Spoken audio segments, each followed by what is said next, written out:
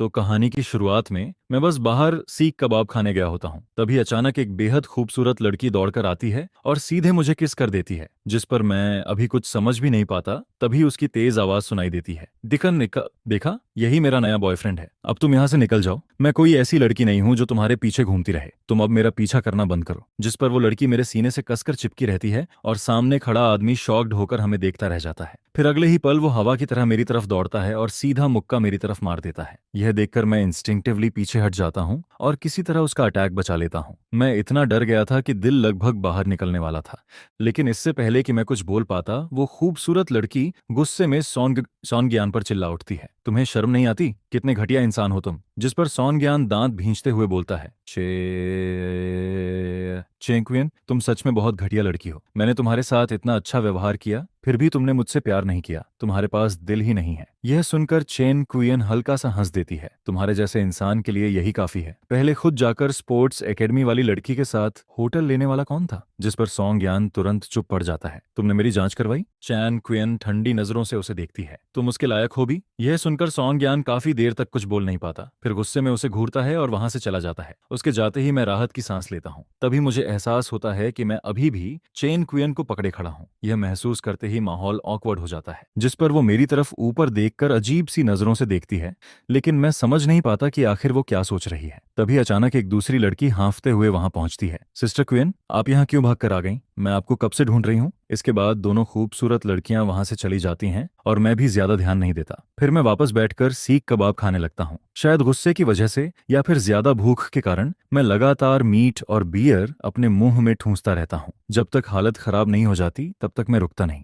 लेकिन इसका नतीजा उसी रात सामने आ जाता है। आधी रात को मेरा पेट इतनी बुरी तरह दर्द करने लगता है कि मैं लगभग बेहोश हो जाता हूँ। पूरा शरीर ठंडे पसीने से भीग जाता है। किसी तरह सुबह होने से पहले मैं बेहोशी जैसी हालत में सो जाता हूँ। फिर जब मेरी आंख खुलती है तब पूरा शरीर पसीने से भीगा हुआ होता है। जिस पर मैं थके हुए शरीर के साथ नहाने जाता हूँ और फिर अपने लिए दलिया बनाता हूँ। उसके बाद अकेला टेबल पर बैठकर धीरे धीरे खाने लगता हूँ। पूरा घर डरावनी खामोशी में डूबा रहता है, जहां सिर्फ चम्मच के कटोरे से टकराने की आवाज सुनाई देती है। लेकिन जैसे ही मैं खाना खत्म करता हूँ तभी दरवाजा अचानक खुलता है। एक मिडिल एज्ड महिला ऑफिस के कपड़ों में अंदर आती है। उन्हें देखते ही मेरी आंखें चमक उठती हैं। माँ? लेकिन माँ सिर्फ ठंडी नजरों से मेरी तरफ देखती हैं। मैंने तुम्हारे लिए नया स्कूल ढूंढ दिया है, कल से तुम्हारी क्लासेस शुरू हैं। ये इस महीने का खर्चा है। मुझे 1 महीने के लिए विदेश जाना है, पैसे कम पड़े तो कॉल कर लेना। इतना बोलकर वो सीधे ऊपर चली जाती हैं और अपना सामान पैक करने लगती हैं। थोड़ी देर बाद वो बड़ा सा सूटकेस लेकर नीचे उतरती हैं, लेकिन शुरू से आखिर तक उन्होंने मुझे एक बार भी ढंग से नहीं देखा। जिस पर मैं बस धीरे से बोलता हूँ, माँ रास्ते में ध्यान रखना। लेकिन जवाब में सिर्फ सन्नाटा मिलता है। टेबल पर रखा एडमिशन लेटर और ठंडी नकदी ही माँ के प्यार की आखिरी निशानी बनकर रह जाती है। उसी समय सिटी यूनिवर्सिटी के रेस ट्रैक पर इंजनों की जोरदार आवाज गूंज रही होती है और वहां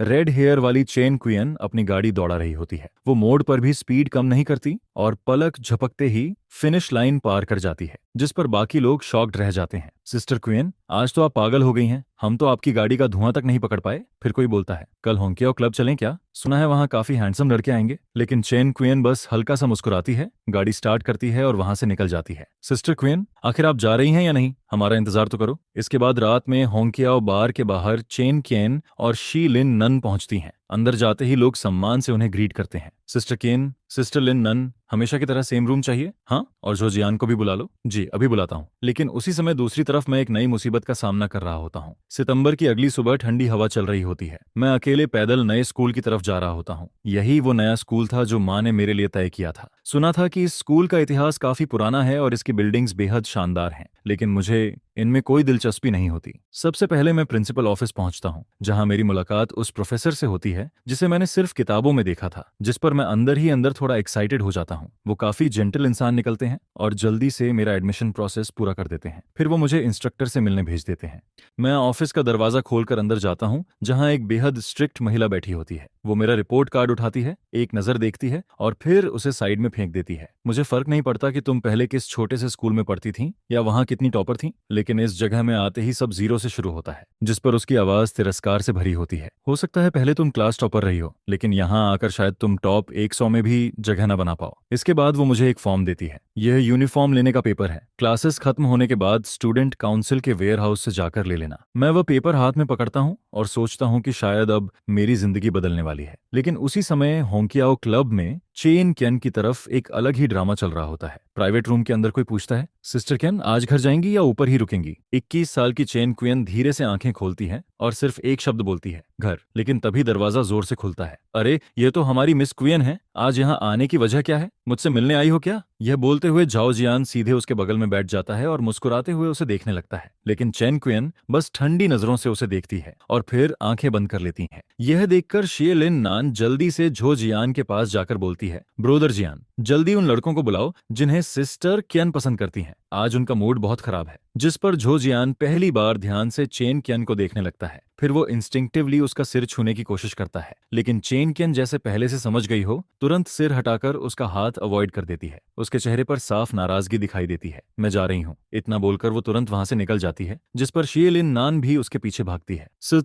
सिस्टर चियान, रुकिए, मेरा इंतजार कीजिए। उधर इंस्ट्रक्टर मुझे क्लासरूम में लेकर जाती है। मैंने सुना था कि इस यूनिवर्सिटी से ग्रेजुएट होने वाले लोग बड़े बड़े कंपनियों में जाते हैं और उन्हें जीनियस माना जाता है, लेकिन सच कहूं तो मुझे इन सब चीजों में जरा भी इंटरेस्ट नहीं होता। मैं बस यही चाहता था कि किसी तरह शांति से अपनी नई जिंदगी शुरू कर सकूं। लेकिन मैंने सपने में भी नहीं सोचा था कि जैसे ही मैं क्लासरूम का दरवाजा खोलकर अंदर जाऊंगा, वहां का माहौल मुझे घुटन से भर देगा। पूरी क्लास में सन्नाटा छाया हुआ था। हर कोई सिर झुकाकर पढ़ाई में लगा रहता है। एक भी इंसान फालतू नहीं बैठा होता। तभी टीचर टेबल पर हाथ मारती है और पूरी क्लास एक साथ सिर उठाकर मेरी तरफ देखने लगती है। दर्जनों आंखें उसी पल मुझ पर टिक जाती हैं, जिस पर टीचर ठुड्डी उठाकर इशारा करती है कि मैं अपना इंट्रोडक्शन दूं। नीचे बैठे इतने लोगों को देखकर मेरा दिल जोर जोर से धड़कने लगता है। हथेलियों में ठंडा पसीना भर जाता है और तभी पुराने दिनों की बलिंग वाली यादें अचानक वापस आने लगती हैं। मेरा चेहरा सफेद पड़ जाता है और मैं कांपती आवाज में बोलता हूँ, हेलो एवरीवन, मुझे बस एन चेन बुला सकते हो। इतना बोलने के बाद मैं नर्वस होकर लोगों के मजाक उड़ाने का इंतजार करने लगता हूँ। लेकिन तभी अचानक जोरदार तालियों की आवाज गूंज उठती है। मैं चौंक कर आवाज की तरफ देखता हूँ। वहां सिल्वर फ्रेम ग्लासेस पहने एक लड़की बैठी होती है। इसके बाद पूरी क्लास भी उसके साथ ताली बजाने लगती है। टीचर चारों तरफ नजर घुमाती है और मुझे एक सीट पर बैठने को कहती है। और हैरानी की बात यह होती है कि मेरी सीट उसी लड़की के पीछे पड़ती है जिसने सबसे पहले ताली बजाई थी। मैं अभी अपनी सीट पर बैठने ही वाला होता हूँ कि तभी क्लासरूम के दरवाजे से एक बेहद आलसी सी आवाज सुनाई देती है, रिपोर्ट। जिस पर पूरी क्लास की नजर तुरंत दरवाजे की तरफ चली जाती है। मैं भी क्यूरियस होकर पीछे देखता हूँ, लेकिन अगले ही पल पूरी तरह स्टंडन रह जाता हूँ। दरवाजे पर वही रेड हेयर वाली लड़की खड़ी होती है जिसे मैं पहले देख चुका था, और जैसे ही उसकी नजर मुझ पर पड़ती है, वो हल्के से मेरी तरफ देखती है। लेकिन सिर्फ एक नजर में ही मुझे उसकी आंखों में साफ नफरत दिखाई देती है। ऐसी नफरत जिसे छुपाने की उसने कोशिश तक नहीं की। मैं मन ही मन सोचने लगता हूँ, आखिर मैंने इसका क्या बिगाड़ा है? टीचर उसके लाल बाल देखकर इतनी जोर से भौहें सिकोड़ती है कि जैसे सिरदर्द होने वाला हो। हंस क्या रही हो? लेकिन जैसे ही टीचर उसका नाम सुनती है, उसका चेहरा तुरंत बदल जाता है। चैन क्वियन,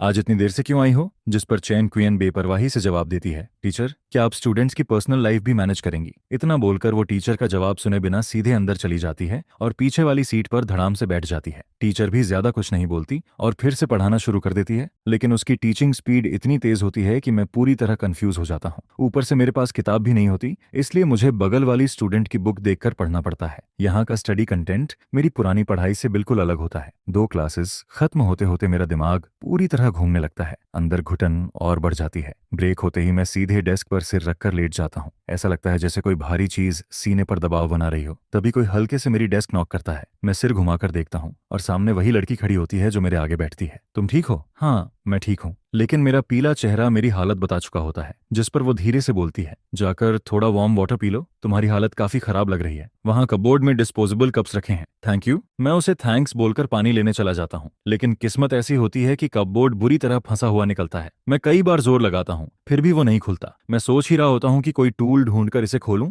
तभी पीछे से किसी की हंसी सुनाई देती है। मैं पलटकर देखता हूँ और वहां चेन क्वियन खड़ी मुस्कुरा रही होती है। उसके चेहरे पर वही हल्की मॉकिंग स्माइल बनी रहती है। मैं उसे इग्नोर करके नीचे झुककर रूलर ढूंढने लगता हूँ, लेकिन अगले ही पल मेरे बगल में सफेद जूते दिखाई देते हैं। मैं ऊपर देखता हूँ तो सामने वही लड़की खड़ी होती है। तुम यहाँ क्यों आई? वो हल्के से हाथ बढ़ाकर कबर्ड को धक्का देती है और दरवाजा तुरंत खुल जाता है। मैंने देखा कोई बेवकूफ इसे खोल नहीं पा रहा था, इसीलिए हेल्प करने आ गई। जिस पर मैं ऑकवर्ड होकर धीरे से बोलता हूँ, सॉरी। लेकिन तभी पीछे से चेन क्वियन की आवाज सुनाई देती है। मैं कहूँ, तुम दोनों मेरे सामने यूं चिपक चिपक कर खड़े रहना बंद कर सकते हो? आंखों में चुभ रहा है। यह सुनकर सामने वाली लड़की हल्का सा भौहें सिकोड़ती है। वहीं चेन क्वियन ठंडी मुस्कान के साथ उसे देखती रहती है। तुम मेरी नाम लेने लायक भी हो? दोनों के बीच माहौल अचानक तलवारों जैसा शार्प हो जाता है, लेकिन BNUN कुछ नहीं बोलती, बस ठंडी आवाज में हम्म करती है और वहां से चली जाती है। मैं उसकी जाती हुई बैग को देखता रहता हूँ और पता नहीं क्यों दिल हल्का सा कांप उठता है। तभी पीछे से चेन कुयन की टीजिंग वॉइस सुनाई देती है। क्या हुआ? उससे प्यार हो गया क्या? कहीं तुम्हें वो ग्रीन टी गर्ल पसंद तो नहीं आ गई? यह सुनकर मैं तुरंत नीचे नजर कर लेता हूँ। तभी अचानक उसका चेहरा बेहद करीब आ जाता है। मैं डरकर पीछे हट जाता हूँ। तुम कर क्या रही हो? डरपोक कहीं के। जिस पर वो आंखें सिकोड़कर धीरे धीरे मेरी तरफ बढ़ने लगती है और मैं लगातार पीछे हटता रहता हूँ। तुम आखिर चाहती क्या हो? चेन कियान मेरी हालत देखकर अचानक कुछ पल के लिए रुक जाती है। उसके चेहरे पर हल्की गिल्ट चमकती है। शायद वो सोच रही होती है कि मैं उससे इतना क्यों डरता हूँ। लेकिन तभी BUNU गुस्से में वापस आ जाती है। चेन कियान, तुम आखिर कर क्या रही हो?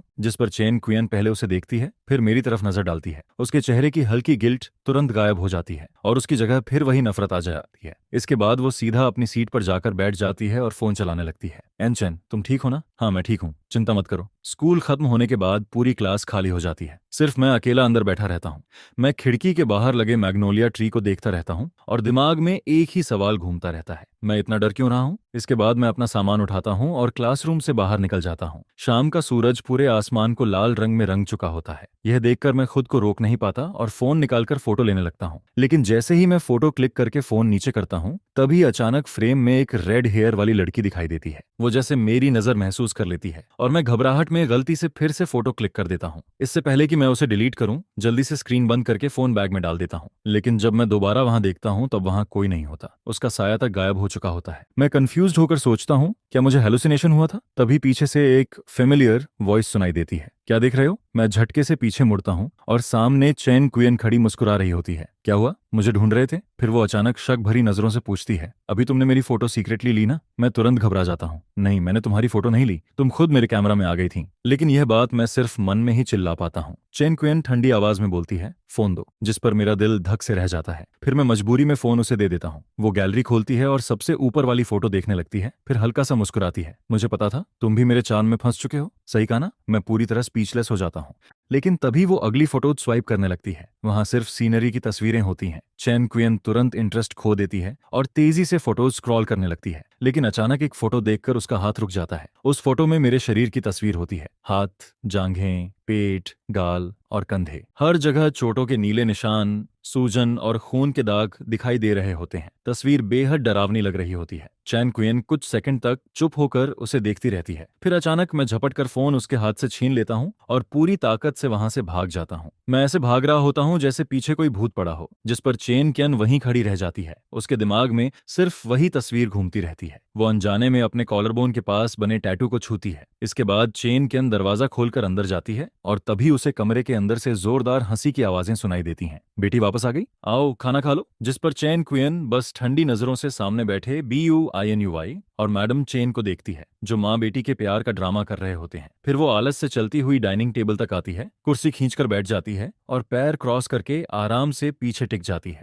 इसके बाद वो हल्की मुस्कान के साथ चेन हुई को छेड़ते हुए बोलती है, ओल्ड मैन चेन, आज का खाना तो ठीक लग रहा है, मेरे साथ एक ड्रिंक लोगे क्या? यह सुनते ही चेन हुई भौहें सिकोड़ लेता है। तुम यूनिवर्सिटी स्टूडेंट हो, हर वक्त शराब पीने की बात करती रहती हो, जरा भी तमीज नहीं है क्या? जिस पर चेन कुयन आराम से लोटस रूट का एक टुकड़ा उठाकर मुंह में डालती है, लेकिन 2 बार चबाते ही तुरंत उसे थूक देती है। उफ, इतना मीठा और चिपचिपा खाना आखिर रोज क्यों बनता है यहाँ? यह सुनकर सामने बैठी मैडम चेन का चेहरा तुरंत काला पड़ जाता है। वहीं चेन ह्यूई जल्दी से टेबल के नीचे उसे पैर मारता है। आप मुझे किक क्यों मार रहे हो? आपको भी पता है ना कि यह डिश बेकार है। सिर्फ वही लोग ऐसे जरूरत से ज्यादा मीठे खाने पसंद करते हैं जिन्हें अपना असली चेहरा छुपाना आता है। यह सुनते ही मैडम चेन गुस्से में चॉपस्टिक्स टेबल पर फेंक देती है। उसकी आंखों में साफ गुस्सा दिखाई देने लगता है। चैन कुयन, तुम किसके बारे में ताने मार रही हो? लेकिन चैन कुयन यह बातें जाने कितनी बार सुन चुकी होती है, जिस पर वो बिल्कुल आराम से पीनट्स उठाकर खाती रहती है। उसके चेहरे पर हल्की सी भी परवाह नहीं दिखती। मैडम चैन दांत पीसते हुए BUINUYN का हाथ पकड़ती है और गुस्से में वहां से बाहर चली जाती है। दरवाजा जोर से बंद होता है और पूरी विला में अचानक सन्नाटा छा जाता है। चैन ह्यूई अपनी बेटी को देखता है, फिर धीरे से उसके कंधे पर हाथ रखता है। अपनी माँ को गलत मत समझो, शायद आज उनका मूड खराब है। लेकिन यह सुनकर चेन कुयन तुरंत हंस पड़ती है। ओल्ड मैन चेन, मैं आपको कितनी बार बता चुकी हूँ, वो औरत आपसे कभी प्यार नहीं करती। आप आखिर इतने बेवकूफ क्यों हो? जिस पर वो ताना मारते हुए आगे बोलती है, हर दिन उसके पीछे पप्पी की तरह घूमते रहते हो, उसकी केयर करते रहते हो, और बदले में क्या मिलता है? वो आपको सीधा देखना तक पसंद नहीं करती, अंदर ही अंदर आपको हमेशा नीचा समझती है। यह सुनकर चेन ह्यूई का चेहरा गुस्से से लाल पड़ जाता है। चेन कियन, अपनी जुबान संभाल कर बात करो, मैं तुम्हारा बाप हूँ। लेकिन चेन कियन बिना डरे उसकी आंखों में देखती रहती है। मैंने गलत क्या कहा? आखिर उस औरत में ऐसा क्या खास है जिसके लिए आप अपनी जान तक लगाने को तैयार रहते हो? इसके बाद उसकी आवाज और ठंडी हो जाती है। जब वो बाहर किसी दूसरे आदमी के साथ मजे कर रही थी तब आप क्या कर रहे थे? आप बिजनेस डील्स के लिए शराब पीते पीते पेट खराब कर बैठे थे, बिल्कुल किसी आवारा कुत्ते की तरह हालत बना ली थी अपनी। और वो हॉस्पिटल में किसी दूसरे आदमी के बच्चे को जन्म दे रही थी। लेकिन जैसे ही वो अपनी बात खत्म करती है तभी एक जोरदार थप्पड़ की आवाज गूंज उठती है। चेन ह्यूई गुस्से से कांप रहा होता है, उसका हाथ हवा में उठा रहता है, लेकिन आखिर तक वो अपनी बेटी को मार नहीं पाता। जिस पर चेन कियन उसकी तरफ देखकर ठंडी हंसी हंसती है और वहां से मुड़कर चली जाती है। पीछे चेन ह्यूई वहीं खड़ा रह जाता है, सीने पर हाथ रखकर भारी सांसें लेने लगता है। इसके बाद शाम के समय सिटी पार्क में शी लिन नन पेट पकड़कर जमीन पर बैठी जोर जोर से हंस रही होती है। उसकी आंखों से आंसू तक निकल आते हैं। वहीं चेन कियन माथे पर बैंडेज लगाए स्विंग पर बैठी रहती है। चैन कुयन उसे हल्का सा घूरती है, जिस पर शी लिन नन जल्दी से हंसी रोकती है और मजाक उड़ाते हुए बोलती है, सिस्टर क्वीन, सच बताऊं, आपकी हिम्मत आसमान छू रही है। आपने सीधे अपने डैड को जवाब दे दिया। मार नहीं पड़ती तो और क्या होता? लेकिन चैन क्वीन बस हल्का सा कफ करती है और कोई जवाब नहीं देती। यह देखकर शेरलिन नान समझ जाती है कि उसकी बिग सिस्टर इस वक्त सच में अपसेट है, जिस पर वो धीरे से सांस छोड़ती है और पुरानी बातें याद करने लगती है। 1 साल पहले तक चैन क्वीन सिर्फ अपनी खूबसूरत लुक्स और डेंजरस ड्राइविंग स्किल्स की वजह से स्टूडेंट रेसिंग सर्कल में फेमस हुई थी। रेस ट्रैक पर वो किसी क्वीन की तरह राज करती थी और ट्रैक के बाहर वो बेहद वाइल्ड और केयर फ्री रहती थी। उसके पीछे लड़कों की लाइन लगी रहती थी। लेकिन शेलिन नन अच्छी तरह जानती थी कि स्पीड के अलावा चेन कियन का दिल कभी किसी के लिए धड़का ही नहीं। कई बार वो सोचती थी कि आखिर कौन ऐसा इंसान होगा जो चेन कियन जैसी लड़की को जेल सी में रुला सके। तभी चेन कियन उसकी तरफ देखकर टीजिंग वॉइस में बोलती है, क्या देख रही हो? कहीं मुझसे प्यार तो नहीं हो गया? जिस पर शेलिन नन तुरंत हंस पड़ती है, मैं इतनी बहादुर नहीं हूँ। आपके जैसी ग्रेट बुद्धा से प्यार करने की हिम्मत नहीं है मुझमें। मैं अभी कुछ साल और जीना चाहती हूँ। लेकिन तभी चेन क्वीन की नजर दूर खड़े 2 लोगों पर पड़ती है। अगले ही पल उसकी आंखें सिकुड़ जाती हैं और वो तुरंत वहां की तरफ बढ़ने लगती है, जिस पर शी लिन नन भी हंसी रोककर जल्दी से उसके पीछे दौड़ पड़ती है। कुछ घंटे पहले मैं अपना फोन वापस लेने के बाद बिना पीछे देखे भागता चला गया था। मैं तब तक दौड़ता रहा जब तक मेरे पैर जवाब नहीं देने लगे। फिर मैं रुककर जोर जोर से सांस लेने लगता हूँ। कुछ देर बाद मैं सीधा खड़ा होता हूँ, फोन निकालता हूँ और उसे अनलॉक करता हूँ। फोन के अंदर सिर्फ मेरे दर्दनाक पास्ट की तस्वीरें भरी होती हैं। मैं कुछ सेकंड तक उन्हें देखता रहता हूँ, फिर अचानक हल्का सा हंस पड़ता हूँ, जिस पर मैं बिना किसी हेजिटेशन के सारी फोटोज डिलीट कर देता हूँ। यह सब अब सिर्फ पास्ट है। अब मुझे दोबारा उन डरावने दिनों में नहीं जीना पड़ेगा। अब हर वक्त डर कर रहने की जरूरत नहीं है। यह सोचते ही मेरे शरीर और दिमाग दोनों अचानक हल्के लगने लगते हैं, जैसे सालों बाद पहली बार चैन मिला हो। लेकिन तभी अचानक पेट में तेज दर्द उठता है।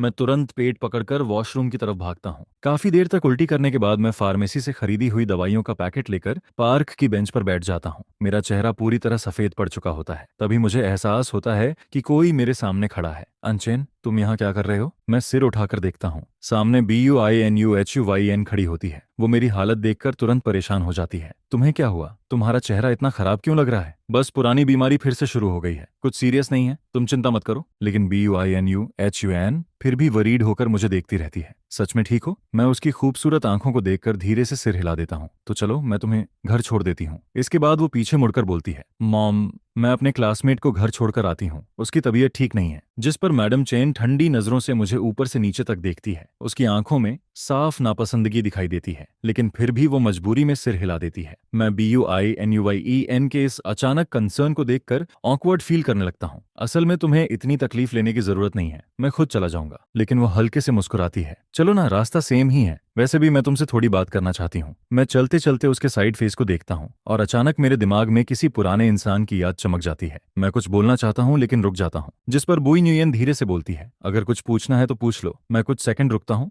फिर हिचकिचाते हुए पूछता हूँ, क्या तुम शाओसू हो? यह सुनते ही बुई न्यूयन रुक जाती है, फिर धीरे से मेरी तरफ देखती है और उसकी आंखों के कोने अचानक लाल हो जाते हैं। वो एक दर्द भरी स्माइल देती है और फिर धीरे से मेरा सिर सहलाने लगती है। भाई ट्रान, आखिरकार तुमने मुझे पहचान ही लिया। जिस पर मैं कांपती आवाज में कहता हूँ, सच में तुम ही हो? तुम सच में टियू तो हो? यह कहते वक्त मेरी आवाज भर्रा जाती है और फिर मैं गुस्से और शिकायत भरे लहजे में पूछता हूँ, तुमने मुझे पहले क्यों नहीं पहचाना? मेरे लिए माँ बाप के अलावा अगर बचपन में कोई एक इंसान था जिसे मैं अपना रियल फ्रेंड कह सकता था तो वो सिर्फ BUINUYN थी। हालांकि उस वक्त उसका नाम BUINUYN नहीं, बल्कि TONUYN था। पहले जब भी मुझे कोई बली करता था तो वही मेरे लिए खड़ी हो जाती थी और फिर मुझे घर तक छोड़ने भी आती थी। जिसके बाद हम दोनों हर वक्त साथ रहने लगते हैं, साथ स्कूल जाना, साथ वापस आना। और फिर वो बदमाश बच्चे जो मुझे परेशान करते थे वो तो न्यू येन को भी अपने टारगेट में शामिल कर लेते हैं। लेकिन दिखने में भले ही वो दुबली पतली थी, लड़ाई करने में बिल्कुल खतरनाक थी। कई बार उन लड़कों की धुनाई करने के बाद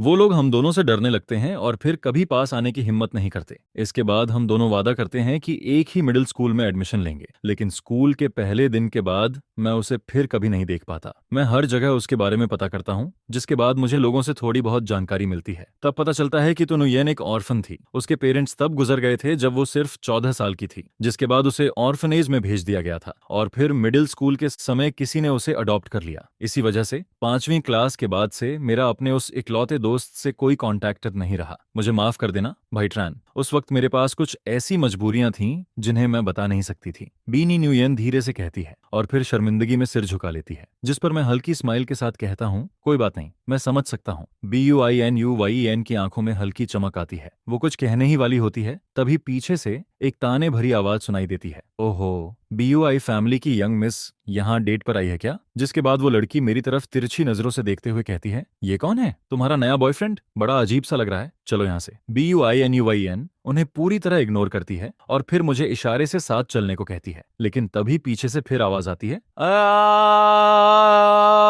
अरे वाह, अभी कुछ ही दिन हुए जान पहचान को और अब छुप छुप कर डेटिंग भी शुरू हो गई। कहीं वो सब भी तो नहीं कर लिया जो कपल्स करते हैं? जिस पर BUINUYAN गुस्से में बोलती है, ट्रांथाम, जुबान संभाल कर बात करो, हर कोई तुम्हारी तरह गंदी सोच वाला नहीं होता। क्या हुआ, खुद करोगी और मैं बोलूं भी नहीं? ट्रांथाम ताना मारते हुए कहती है, जिस पर मैं उसे घूरते हुए बोलता हूँ, तुम बस अटेंशन पाने के लिए ड्रामा करती रहती हो, सच में बहुत पैथेटिक हो। इतना कहकर मैं BUINUYEN का हाथ पकड़ता हूँ और वहां से निकल जाता हूँ। पीछे TRANTHAMM वहीं खड़ी हमारी तरफ देखती रह जाती है। उसके हाथ की मुट्ठी कस जाती है और उसकी आंखें धीरे धीरे ठंडी और डरावनी हो जाती हैं। तभी उसके पीछे खड़ा कोई लड़का पूछता है, दीदी आपको उस लड़के में कब से इंटरेस्ट आने लगा? जिस पर ट्रांथाम अचानक हंस पड़ती है, जैसे कोई मजाक सुन लिया हो। मुझे तो ऐसे लड़के सबसे ज्यादा नफरत वाले लगते हैं, चेहरे से इनोसेंट और अंदर से चिपकू। उसके साथ खड़ी तालमलम हंसते हुए कहती है, कहीं ऐसा ना हो कि वो आपको भाव ही ना दे। यह सुनते ही ट्रांथाम उसे घूरती है, तू मेरा मजाक उड़ा रही है? जिस पर वो तुरंत डरकर कहती है, नहीं दीदी, मेरी ऐसी हिम्मत कहाँ। रात को जब ट्रांथाम अपने चमचमाते बंगलों में लौटती है तो कुछ देर दरवाजे पर रुकती है, फिर खुद पर हंसते हुए अंदर चली जाती है। अंदर उसका बाप ट्रान ह्यू सोफे पर बैठा उसका इंतजार कर रहा होता है,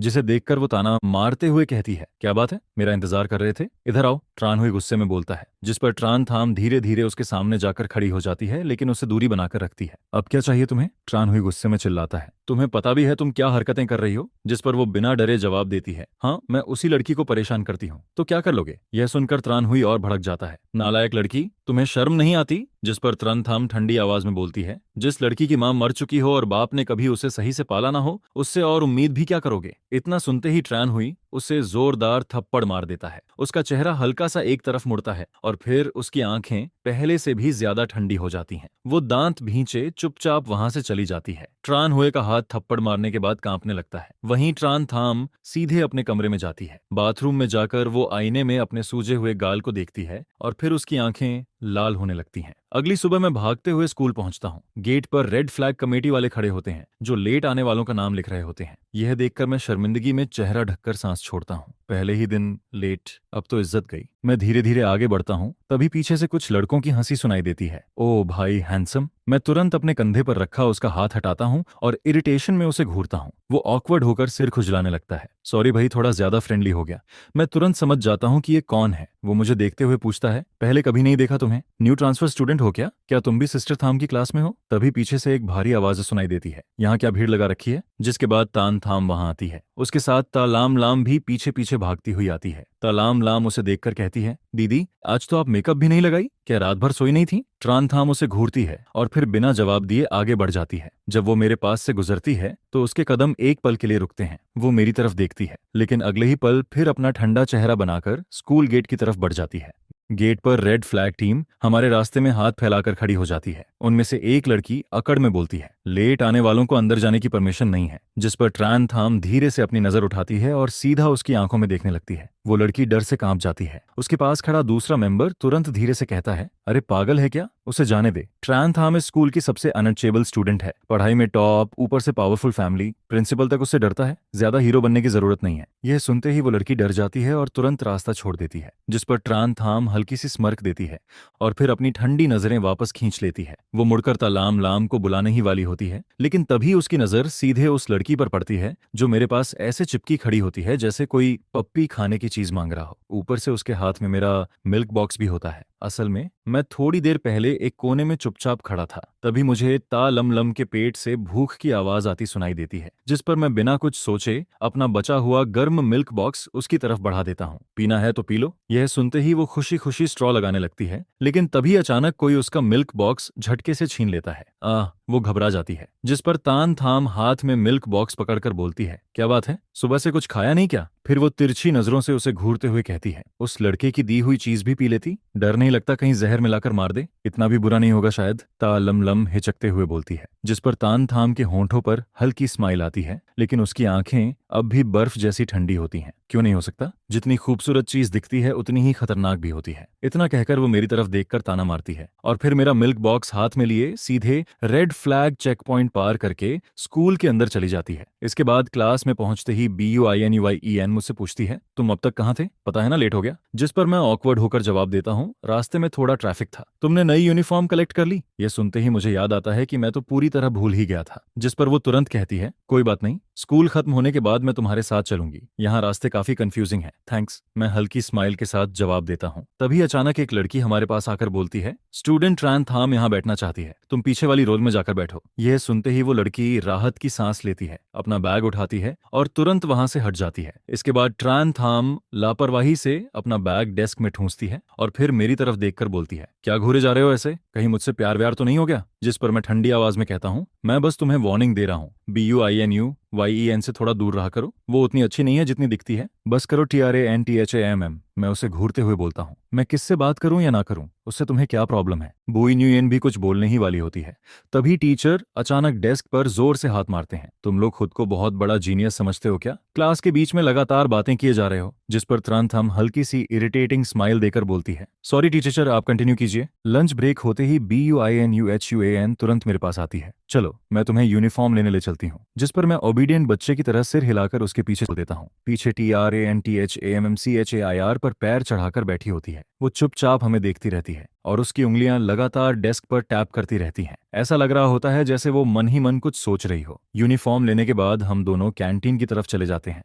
रास्ते भर हर कोई हमें घूरता रहता है। आखिर BUINUHUEN पूरे स्कूल की फेमस टॉप स्टूडेंट थी। हमेशा अकेली रहने वाली लड़की के साथ अचानक मैं जैसा अननोन लड़का घूम रहा था तो सबकी क्यूरियोसिटी बढ़ना तय था। ओए, वो नया लड़का और BUINUYEN साथ में काफी अच्छे लग रहे हैं, है ना? कुछ स्टूडेंट्स आपस में फुसफुसाते हैं। वहीं दूसरी तरफ टोंग चुपचाप हमारी तरफ देखता है और फिर सिर झुकाकर अपना खाना खाने लगता है। उसके दोस्त हंसते हुए बोलते हैं, इतना एटीट्यूड किस बात का? खाना खत्म करने के बाद टोंग अपनी यूनिफॉर्म ठीक करता है, चेहरे पर जेंटल स्माइल आता है और फिर हमारे पास आकर खड़ा हो जाता है। नुयन, ये कौन है? पहले कभी नहीं देखा। जिस पर मैं पॉलिटली जवाब देता हूँ, हेलो, मैं एन ट्रान हूँ, आज ही ट्रांसफर होकर आया हूँ। मैं टोंग हूँ। वो मुस्कुराते हुए हाथ बढ़ाता है। इसके बाद हम तीनों साथ बाहर निकलते हैं, लेकिन अब लोगों की नजरें और भी ज्यादा हम पर टिकने लगती हैं। आखिर टोंग और BNUN दोनों पूरे ग्रेड के टॉप स्टूडेंट्स थे। लुक्स, टैलेंट और पॉपुलैरिटी दोनों किसी परफेक्ट कपल जैसे लगते थे। चलते चलते टोंग लगातार BUINUN से बातें करता रहता है। इस बार फ्रेशमैन वेलकम पार्टी में भी हम दोनों MC बनेंगे ना? लेकिन BUINUN का ध्यान कहीं और होता है। जिस पर टोंग धीरे से अपनी मुट्ठी भींचता है, फिर जबरदस्ती स्माइल देकर पूछता है, तुम सुन भी रही हो मैं क्या कह रहा हूँ?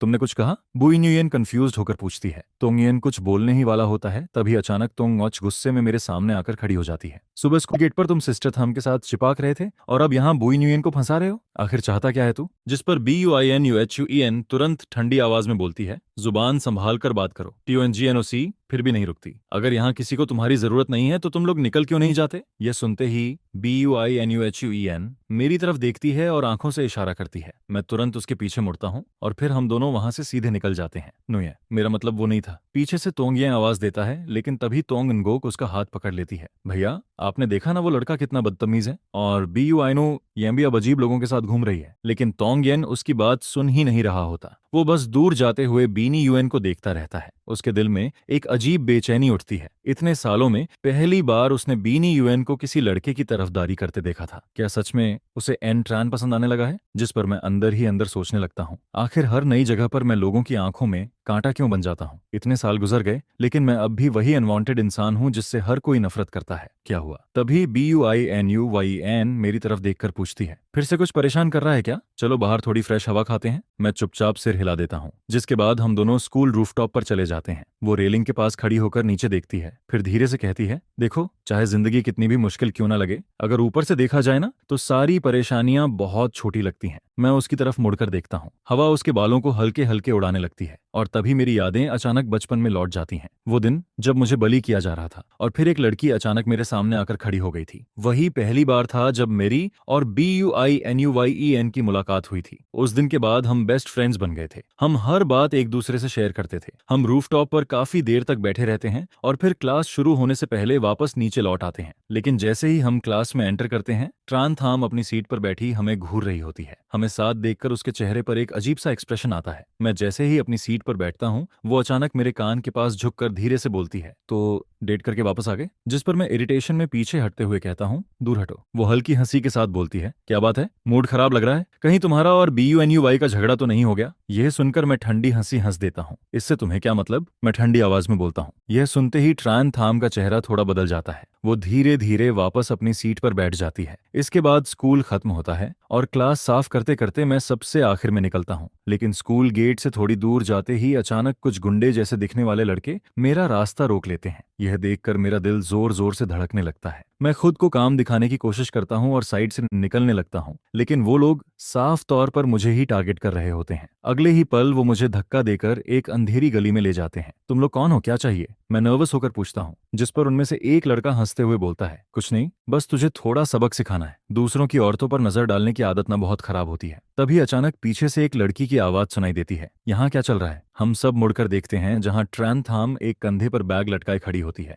उसकी ब्लैक जैकेट ऊपर तक जिप होती है और उसका आधा चेहरा कॉलर में छिपा होता है। हाँ, काफी समय बाद दिखी मिस ट्रान। उनमें से एक गुंडा हंसते हुए बोलता है, कुछ खास नहीं, बस इस नासमझ बच्चे को रूल से सिखा रहे हैं। मैं चुपचाप उन्हें देखता रहता हूँ। मन में एक सवाल उठता है, कहीं ये सब ट्रान थाम ने तो नहीं करवाया, सिर्फ इसलिए क्योंकि मैंने दिन में उससे बहस की थी? तभी वो गुंडा फिर बोलता है, देखिए मिस ट्रान, हम तो बस पैसे लेकर काम करते हैं, आप इसे इग्नोर कर दीजिए। कभी टाइम मिला तो साथ में ड्रिंक पर चलते हैं। इसके बाद ट्रान थाम मेरी तरफ देखकर कैजुअल आवाज में बोलती है, चिंता मत करो, मेरा और इस लड़के का कोई खास रिलेशन नहीं है, ना दोस्ती ना दुश्मनी। मैं बेवजह क्यों बीच में पड़ूं? तुम लोग कंटिन्यू करो। यह सुनते ही मेरा दिल बैठ जाता है। अंदर एक अजीब सी कसक उठती है। अब क्या होगा? तभी वो अचानक मेरी तरफ देखकर हंसती है, तुम्हारा चेहरा देखकर लग रहा है आज तो तुम सच में गए काम से। मैं मजबूरी में उसकी तरफ देखता हूँ, तुम मेरी मदद नहीं करोगी? जिस पर वो धीरे धीरे मुस्कुराती है। अंधेरी गली में उसकी आंखें चमकने लगती हैं। मदद तो कर सकती हूँ, लेकिन पहले तुम्हें मेरी एक कंडीशन माननी पड़ेगी। मैं बिना सोचे तुरंत बोल देता हूँ, ठीक है, मैं मानता हूँ। यह सुनते ही ट्रान थाम गली से बाहर निकलती है, लेकिन अगले ही पल उसके कदम रुक जाते हैं। उसके होंठों पर हल्की स्माइल आती है।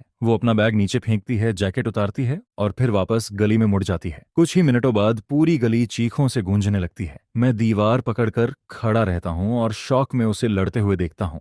उसकी मूवमेंट्स इतनी तेज, सटीक और रूथलेस होती हैं कि मैं दंग रह जाता हूँ। वो हर पंच और हर किक बिना रुके मारती चली जाती है। तभी अचानक एक ब्लंड बालों वाला लड़का पॉकेट से डैगर निकालता है और सीधे ट्रान थाम की तरफ झपटता है। यह देखकर मैं तुरंत अपना स्कूल बैग उठाकर उसकी तरफ फेंक देता हूँ। बैग जाकर उसके हाथ से टकराता है और डैगर सिर्फ ट्रान थाम की जैकेट को हल्का सा काटकर निकल जाता है। पागल हो गए हो क्या? जेल जाना है? ट्रान थाम गुस्से में चिल्लाती है। फिर वो मेरी तरफ मुड़कर देखती है। उसकी नजरें इतनी शार्प होती हैं कि मेरा पूरा शरीर इंस्टिंक्टिवली टेंस हो जाता है। वो धीरे धीरे मेरे सामने आती है और पहली बार उसकी आवाज में सॉफ्टनेस सुनाई देती है। तुम ठीक हो ना? कहीं चोट तो नहीं लगी? मैं उसकी बांह पकड़कर उसकी फटी हुई यूनिफॉर्म को देखता हूँ। लड़ाई की वजह से उसके चेहरे पर पसीने की बूंदें चमक रही होती हैं। मैं ठीक हूँ, वो हल्की हंसी के साथ कहती है। देख नहीं रहे, अभी भी परफेक्टली अलाइव हूँ। इसके बाद मैं हम दोनों के बैग्स उठाता हूँ और फिर उसका हाथ पकड़कर वहां से भागने लगता हूँ। हम दोनों उस तंग गली से निकलकर सड़क पर आ जाते हैं। कुछ देर तक हम दोनों चुपचाप साथ चलते रहते हैं। तभी वो अचानक बोलती है, वैसे तुम अपना वादा भूल तो नहीं गए ना? मैं गहरी सांस लेकर पूछता हूँ, बोलो क्या करना होगा? जिस पर वो कंधे उचकाती है, अभी नहीं सोचा, बाद में बताऊंगी, लेकिन अब तुम मुझ पर एक एहसान जरूर ओवे करते हो। इतने में अचानक उसके पेट से जोर की आवाज आती है। अगले ही पल उसका पूरा चेहरा लाल हो जाता है। वो शर्म छुपाने के लिए गुस्से में मुझे घूरती है। क्या घूर रहे हो? कभी किसी को भूखा नहीं देखा क्या? लड़ाई में एनर्जी लगती है। मैं हंसी रोकते हुए कहता हूँ, चलो खाना खाते हैं। लेकिन कई रेस्टोरेंट्स देखने के बाद भी उसे कोई जगह पसंद नहीं आती। तभी वो अचानक पूछती है, तुम कहाँ के हो? जियांगनान साइड, मैं जवाब देता हूँ, जिस पर उसकी आंखें चमक उठती हैं। सच में? तो फिर तुम मेरे लिए जियांगनान स्टाइल खाना बनाओ। मैंने कभी ऑथेंटिक टेस्ट नहीं खाया। मैं कुछ देर सोचता हूँ, फिर सिर हिला देता हूँ। ठीक है, पहले सुपरमार्केट चलते हैं। इसके बाद वो एक्साइटमेंट में शॉपिंग शुरू कर देती है। ये फिश अच्छी लग रही है। वो मीट भी लेना और वेजिटेबल्स भी, सब थोड़ा थोड़ा लेते हैं। जब तक शॉपिंग खत्म होती है मेरे दोनों हाथ बड़े बड़े बैग से भर चुके होते हैं। हम दोनों मेरे घर पहुंचते हैं। मैं सीधे किचन में जाकर खाना बनाना शुरू कर देता हूँ, जबकि ट्रांथाम ऐसे सोफा पर फैलकर टीवी देखने लगती है जैसे वही घर की मालिक हो। कुछ देर बाद मैं आवाज लगाता हूँ, खाना तैयार है। वो तुरंत सोफा से उठती है और टेबल पर आकर बैठ जाती है। मैं कैजुअली पूछता हूँ, कुछ पीना है? जूस या बियर? नहीं चाहिए, वो मुंह बनाकर बोलती है। इसके बाद वो चिकन विंग का एक पीस खाती है और तुरंत भौहें सिकोड़ लेती है। इतना मीठा क्यों है ये? मैं हेल्पलेस होकर बोलता हूँ। जियांगनान साइड का टेस्ट थोड़ा स्वीट होता है। फिर वो वेजिटेबल्स टेस्ट करती है। ये इतना ब्लैंड क्यों है? मुझे स्पाइसी खाना पसंद है। जिस पर मैं दूसरी डिश उसकी तरफ बढ़ाता हूँ। ये ट्राई करो, इसमें फ्लेवर ज्यादा है। वो धीरे धीरे एक बाइट लेती है, फिर बड़बड़ाती है, ठीक ही है। लेकिन आधे घंटे बाद जब मैं टेबल देखता हूँ तो सारे प्लेट्स पूरी तरह खाली पड़े होते हैं। मुंह से तो बोल रही थी बस ठीक है, मैं मन ही मन सोचता हूँ। इसके बाद मैं किचन साफ करता हूँ, लेकिन वापस आकर देखता हूँ कि ट्रांथाम सोफा पर गोल होकर सो चुकी होती है। वो बिल्कुल छोटी बिल्ली की तरह सिकुड़ कर सो रही होती है। उसे देखकर मुझे दिन की लड़ाई याद आने लगती है। कैसे वो मेरी वजह से उन गुंडों से भिड़ गई थी। असल में ये लड़की उतनी बुरी नहीं है, मैं मन ही मन सोचता हूँ। तभी अचानक उसकी आंखें खुल जाती हैं। क्या घूर रहे हो? मैं डरकर पीछे हट जाता हूँ। वो उठकर बैठती है और मुझे घूरते हुए बोलती है, मुझे पता है मैं खूबसूरत हूँ, लेकिन तुम थोड़ा ज्यादा ऑब्वियस नहीं हो रहे? मैं उसे घूरता हूँ और सामने वाली चेयर पर बैठ जाता हूँ। अगर नींद खुल गई हो तो अब घर जाओ। तभी अचानक उसका फोन बजने लगता है। वो कॉल उठाती है और स्पीकर से तेज आवाज आती है, सिस्टर थाम, बस जल्दी पुरानी जगह आओ। वो तो फैमिली वाला लड़का फिर चैलेंज दे रहा है। कह रहा है पिछली बार आपने उसे बुरी तरह हराया था, इस बार रिवेंज लेगा। आ रही हो ना? तान थाम पहले मना करने वाली होती है, लेकिन तभी उसकी नजर मुझ पर पड़ती है। अगले ही पल वो कैजुअली बोलती है, ठीक है, उसे बोलो मैं आ रही हूँ। कॉल कट करने के बाद वो जैकेट पहनती है और मेरी तरफ देखकर बोलती है, चलो तुम्हें एक इंटरेस्टिंग जगह दिखाती हूँ। मैं इरिटेशन में बोलता हूँ, तुम सच में मुसीबत हो। जिस पर वो हंसते हुए मेरा हाथ पकड़ लेती है, बस एक बार चलो ना। इसके बाद हम टैक्सी में बैठते हैं। टैक्सी काफी देर तक चलती रहती है और आखिर में एक खाली मैदान के पास रुकती है। जैसे ही हम उतरते हैं तो लमलम भागते हुए हमारे पास आती है। मुझे देखते ही उसकी आंखें चमक उठती हैं। ओहो, हैंडसम भी आ गया। फिर वो मजाक उड़ाते हुए तान थाम से कहती है, देखा, इंसान तक साथ ले आई हो और फिर भी बोलती हो पसंद नहीं है। फेन पहले ही लाटरुंग में जाकर सब देख चुका होता है। जिस पर कोई कहता है, सही कहा चीथाम, वो ब्रैड तो तिन यहाँ आ चुका है और अपने साथ काफी लोगों को भी लाया है जो बाहर एंट्रेंस पर पहले से खड़े हैं। जिस पर तो तिन आगे बढ़ता है और कहता है, त्रानथाम, मुझे तो लगा था तू डरपोक है और सामने आने की हिम्मत नहीं करेगा, लेकिन लगता है पुलिस स्टेशन का खाना इतना भी बुरा नहीं था, तभी तो इतनी जल्दी बाहर आकर उछल रहा है। जिसके जवाब में त्रानथाम ठंडी नजरों से उसे देखते हुए कहता है, अगर पिछली बार तू डर्टी ट्रिक ना खेलता तो क्या मैं अंदर जाता? और अगर मैं सच में तेरे साथ गंदा खेल खेलता तो तुझे लगता है तू सही सलामत बाहर निकल पाता? ये सुनकर तोतिन का चेहरा सफेद पड़ जाता है और उसका एक्सप्रेशन और भी अगली हो जाता है। फिर वो गुस्से में कहता है, 1 महीने से नहीं मिले हैं, क्या अब भी मुझसे लड़ने की हिम्मत है? जिस पर ट्रानथाम ऐसे हंसता है जैसे कोई बहुत बड़ा जोक सुन लिया हो। फिर वो होंठों पर हल्की स्माइल लाकर कहता है, लगता है पुलिस स्टेशन में तेरा टाइम पूरा नहीं हुआ, इस बार सीधे हॉस्पिटल के ऑर्थोपेडिक डिपार्टमेंट में VIP रूम बुक करवाना चाहता है क्या? यह सुनकर तो तिनह दांत पीसते हुए कहता है, ट्रानथाम, ज्यादा आरोगेंट मत बन, अभी पता चल जाएगा यहाँ असली किंग कौन है। तभी उसकी नजर मेरे ऊपर पड़ती है, जो ट्रानथाम के बगल में खड़ा होता है। उसकी आंखें मुझ पर टिक जाती हैं और वो अनजाने में अपना गला निगलता है। यह देखकर ट्रानथाम डिस्गास्ट से भौहें सिकोड़ता है और मेरे सामने आकर खड़ा हो जाता है। क्या घूर रहा है? अपनी कुत्ते जैसी आंखें कंट्रोल में रख। जिस पर तो तिन रिलैक्सटेंटली अपनी नजरें हटाता है और कहता है, कैसा रहेगा अगर हम रेस करें? अगर तू हार गया तो तेरे पीछे खड़ी इस लिटिल ब्यूटी को मुझे दे देगा, और अगर मैं हार गया तो अपनी लेटेस्ट स्पोर्ट्स कार तुझे दे दूंगा। नुकसान तो तेरा नहीं है, सही कहा ना? जिस पर ट्रानथाम बिना डरे जवाब देता है, ठीक है, लेकिन मेरी भी एक कंडीशन है। अगर तू हार गया तो अपनी इस कबाड़ कार को लेकर रेसिंग वर्ल्ड से हमेशा के लिए गायब हो जाएगा, फिर कभी मेरी नजरों के सामने मत आना, तुझे देखकर मुझे इरिटेशन होती है। यह सुनकर तो तिन्हा हंसते हुए कहता है, डील, लेकिन बाद में पछताना मत। तभी मैं गुस्से में ट्रानथाम की तरफ देखता हूँ और कहता हूँ, तुम्हारा मतलब क्या है? मेरी परमिशन के बिना मेरे लिए फैसला कैसे कर सकते हो? अगर हम हार गए तो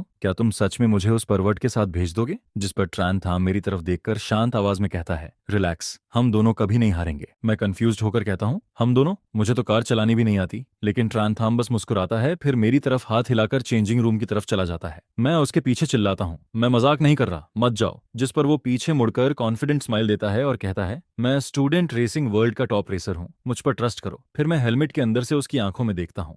उसकी गोल हिरणी जैसी आंखें उम्मीद से भरी होती हैं, जिसे देखकर मेरा दिल अचानक नरम पड़ जाता है। फिर मैं सीट बेल्ट बांध लेता हूँ। यह देखकर ट्रान थाम खुश होकर कहता है, मुझे पता था भाई, ट्रान सबसे बेस्ट है। इसके बाद कार धीरे धीरे स्टार्ट होती है। इंजन की तेज आवाज मेरे कानों में गूंजती है, जिस पर मैं इंस्टिंक्टिवली सीट को कसकर पकड़ लेता हूँ। फिर ट्रान थाम ड्राइव करते हुए पूछता है, जानते हो कॉलेज टाइम में मैंने रेसिंग क्यों शुरू की थी? क्योंकि इस ट्रैक पर फुल स्पीड में दौड़ते हुए ऐसा लगता है जैसे सारी परेशानियां पीछे छूट जाती हैं, सारी सैडनेस हवा में उड़ जाती है, और मैं चाहता हूं कि तुम भी वही फील करो। इतना कहते ही कार तीर की तरह आगे निकल जाती है। स्ट्रॉन्ग फोर्स मुझे सीट से चिपका देती है। दोनों तरफ के सीन्स पागलों की तरह पीछे भागते नजर आते हैं, और अचानक मुझे लगता है जैसे दुनिया की सारी इंसल्ट्स, बूलिंग और गालियां गायब हो गई हों। इस वक्त मुझे सिर्फ हवा और अपनी हार्ट बीट सुनाई देती है। ट्रैक पर दोनों कार्स एक दूसरे के बेहद करीब दौड़ रही होती हैं, जिस पर मैं ट्रान थाम के सीरियस साइड प्रोफाइल को देखता हूं और मेरा दिल तेजी से धड़कने लगता है। रेस अब सिर्फ आखिरी आधे लैप पर पहुंच चुकी होती है तो तिन की कार लगातार पीछे से हमारा पीछा कर रही होती है। तभी अचानक इंजन की जोरदार रोअर सुनाई देती है, जिस पर तान थाम एक्सेलरेटर पूरी ताकत से दबा देता है, और फिर हमारी कार सबसे पहले फिनिश लाइन क्रॉस कर जाती है। इसके बाद मैं और ट्रान थाम हेलमेट उतारकर कार से नीचे उतरते हैं तो तिन गुस्से में खून थूकते हुए बाहर आता है, जिस पर ट्रान थाम कोल्ड टोन में कहता है, तेरी कार मुझे नहीं चाहिए, इसकी परफॉर्मेंस बहुत बेकार है, मेरे लायक नहीं। लेकिन अपना प्रॉमिस याद रखना, अपना ये कबाड़ उठाकर रेसिंग वर्ल्ड से दफा हो जा, आगे से मेरी नजरों के सामने मत दिखना। यह सुनकर तोतिन गुस्से में कहता है, ठीक है त्रंथम, तू बहुत लकी है, बस दुआ कर हमेशा इतना एरोगेंट रह पाए। जिस दिन नीचे गिरेगा ना, उस दिन बहुत बुरा हाल होगा। इसके बाद त्रंथम मेरी तरफ देखकर कहता है, चलो यहाँ से, यहाँ की हवा भी खराब लग रही है। फिर मैं उसके पीछे पीछे ट्रैक से बाहर निकलता हूँ। रास्ते में वो हंसते हुए पूछता है, तो अभी की रेसिंग कैसी लगी? डर के मारे उल्टी तो नहीं आने लगी? जिस पर मैं धीरे से जवाब देता हूँ, बुरा नहीं था, सच में इतनी तेज स्पीड में दौड़ते हुए सारी दुख भरी बातें भूल जाती हैं। फिर मैं उसकी तरफ देखकर पूछता हूँ, लेकिन ट्रान थाम, तुम आखिर किस बात से इतने दुखी हो? ऐसी कौन सी चीज है जिसे भूलने के लिए तुम्हें इतनी डेंजरस स्पीड चाहिए? जिस पर वो बस हल्का सा हंसता है। फिर थोड़ी देर बाद वो कहता है, इतनी रात हो गई है, चलो मैं तुम्हें घर छोड़ देता हूँ। मैं धीरे से कहता हूँ, आज सच में थैंक्स, तुमने मेरी बहुत हेल्प की। जिस पर वो कैजुअली जवाब देता है, इतना सीरियस मत बनो, वैसे भी तुमने भी तो मेरी हेल्प की और हम दोनों ने मिलकर तो तिनको हराया। मैं ऑकवर्ड होकर कहता हूँ, लेकिन मैंने क्या किया? मैं तो बस पैसेंजर सीट पर बैठकर सीट बेल्ट पकड़े रहा। यह सुनकर ट्रान थाम मुस्कुराता है और कहता है,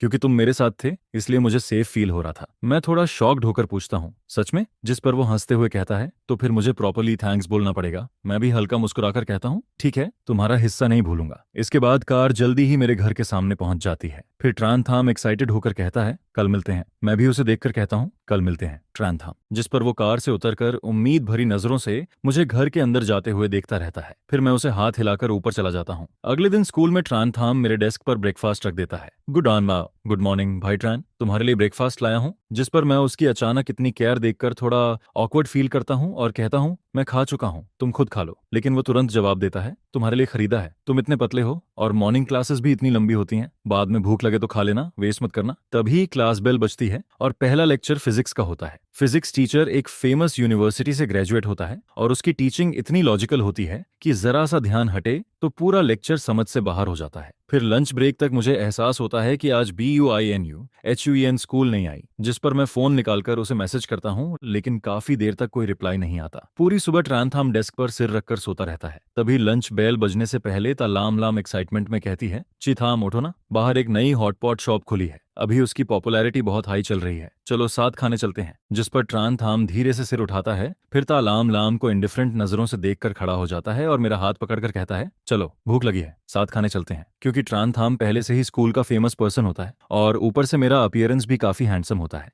इसलिए हम तीनों जब साथ चलते हैं तो जल्दी ही पूरे कैंपस का अटेंशन हमारी तरफ आ जाता है। लेकिन तभी दूर से मुझे एक फेमिलियर फिगर दिखाई देती है। वो BUINUYN होती है। उसके लंबे सिल्की बाल कंधों पर बिखरे होते हैं और उसकी आंखें हल्की लाल दिख रही होती हैं। फिर उसकी नजर मुझ पर और मेरे बगल में खड़ी TRANTHAM पर पड़ती है, जिसे देखकर वो तुरंत अपनी नजरें चुरा लेती है और चुपचाप हमारे पास से निकल जाती है। मुझे अपनी इंस्टिंक्ट से साफ फील हो जाता है कि BUINUY के साथ जरूर कुछ हुआ है, जिस पर मैं TRANTHAM और बाकी लोगों से कहता हूँ, तुम लोग जाओ, मैं नहीं आ रहा। इतना कहकर मैं पीछे मुड़कर जाने लगता हूँ। तभी TRANTHAM अचानक मुझे रोकते हुए कहता है, रुको, तुम BUINUY के पीछे जाने वाले हो ना? जिस पर मैं बिना झिझके जवाब देता हूँ, हाँ, तुम लोग खाना खाने जाओ, मेरी चिंता मत करो, मैं जाकर देखता हूँ उसे क्या हुआ है। यह सुनते ही ट्रान थाम की आंखें लाल होने लगती हैं। वो लगातार मुझे घूरते हुए कहता है, अगर अभी तुम उसके पास गए तो फिर वापस मेरे पास मत आना। उसकी बात सुनकर मुझे उसका पुराना स्टबर्न और कंट्रोलिंग बिहेवियर याद आने लगता है, लेकिन इस बार मैं उसकी धमकी की परवाह नहीं करता। फिर मैं सीधा पीछे मुड़कर BUINUYN की तरफ चल देता हूँ, जिस पर पीछे से TAJLAMLAM कहती है, चीत हम छोड़ो ना, हम दोनों चलते हैं। वो ना आए तो ज्यादा अच्छा है। लेकिन ट्रान थाम कुछ नहीं बोलता,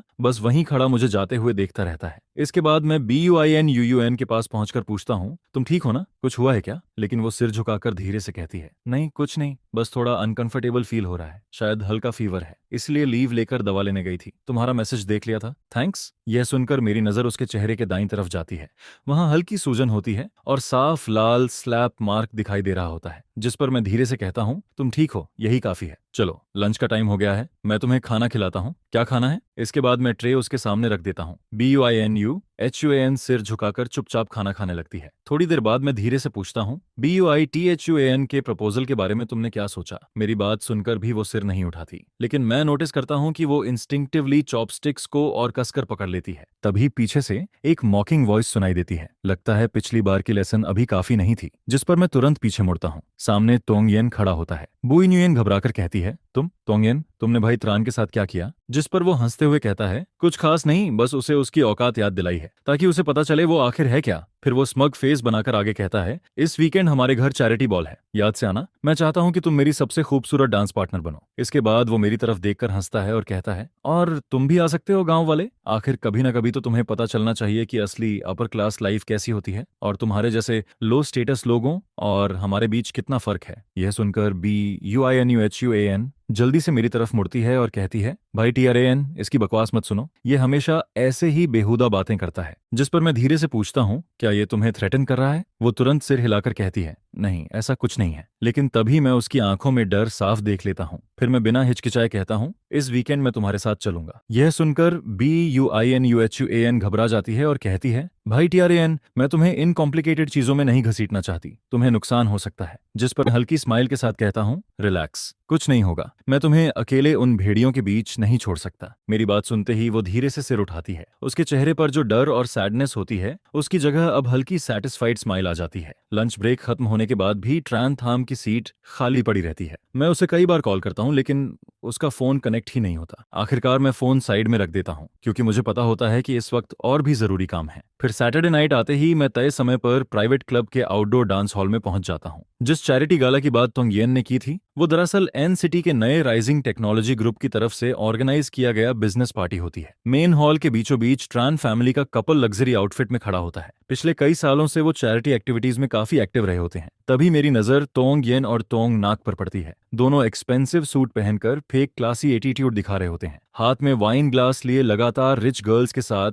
चीयर्स कर रहे होते हैं। फिर मैं हॉल में कैजुअली घूम रहा होता हूँ कि अचानक मुझे एक बहुत फेमिलियर फिगर दिखाई देती है। वो ट्रान थाम होता है, लेकिन इस वक्त वो लग्जरी सूट में नहीं बल्कि कैजुअल स्पोर्ट्स वियर पहनकर सोफा पर आराम से बैठा होता है। हाथ में स्नैक्स लिए एक एक करके खाते हुए बेहद लेजी अंदाज में लोगों को देख रहा होता है। मैं शॉक्ड होकर कहता हूँ, ट्रान थाम, तुम यहाँ क्या कर रहे हो? जिस पर वो मेरी तरफ देखकर सार्कास्टिक स्माइल देता है और कहता है, ये सवाल तो मुझे तुमसे पूछना चाहिए, तुम BUINUYEN की वजह से चोरी छिपे यहाँ घुसे हो ना? काफी क्लिंजी हो तुम। फिर वो टीजिंग टोन में कहता है, भाई ट्रान, ऐसे प्लेसेस तक भी उसके पीछे पीछे आ गए? उससे इतना दूर नहीं रहा जाता क्या? लेकिन मैं उसकी सार्काज इग्नोर करके पूछता हूँ, मैंने तुम्हें इतने मैसेज किए, रिप्लाई क्यों नहीं किया? मैं सच में तुम्हारे लिए वरीड था। जिस पर वो एरोगेंट फेस बनाकर कहता है, मैं तुम्हें रिप्लाई क्यों दूं? मेरा मन नहीं था, इसलिए नहीं किया। मैं कंफ्यूज्ड होकर कहता हूँ, क्या हम दोस्त नहीं हैं? यह सुनकर वो हंस पड़ता है और कहता है, दोस्त? कैसा दोस्त? नॉर्मल फ्रेंड या बॉयफ्रेंड गर्लफ्रेंड वाला फ्रेंड? मैं जवाब देने ही वाला होता हूँ कि तभी BUINUYN हमारे पास आ जाती है। वो मुझे देखकर कहती है, भाई ट्रान, तुम यहाँ हो, मैं तुम्हें कब से ढूंढ रही थी। जिस पर ट्रान थाम सरकास्टिक टोन में कहता है,